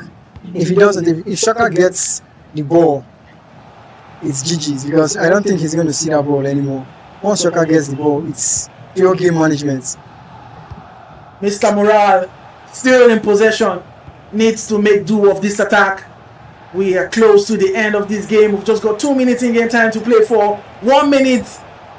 Mr. Morale, what can you provide us? Shocker defending so well. It's offside. It's not. Oh, it's offside. And wow. Wonderful. Shaka needs to learn from yesterday. He does not need another goal. Ladies and He gentlemen, does not need another goal. He just needs to keep the ball. He Shocker, needs to keep the ball right now. the undefeated, is about to pull another shocker here again today. He should take it back. Take it back. Just keep running back. And Shocker is happy to play in his own half for the remainder of this game.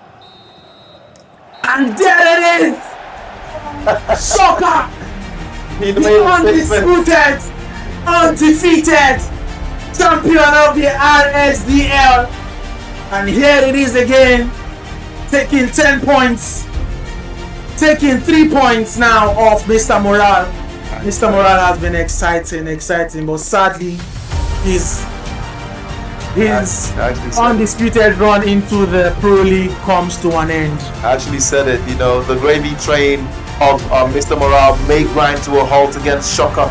And Shocker said something in the RSDL last season. He said, Everybody is undefeated until they have played Shocker. And he is keeping that, he's living true to his word. That is it. And that undefeated run of Victor Morale has finally grounded. Everybody's undefeated till you meet Shocker. That was an exciting match. Well, ladies and gentlemen, there you have it for week 2. We have seen exciting gameplay and we have come to the climax of week 2.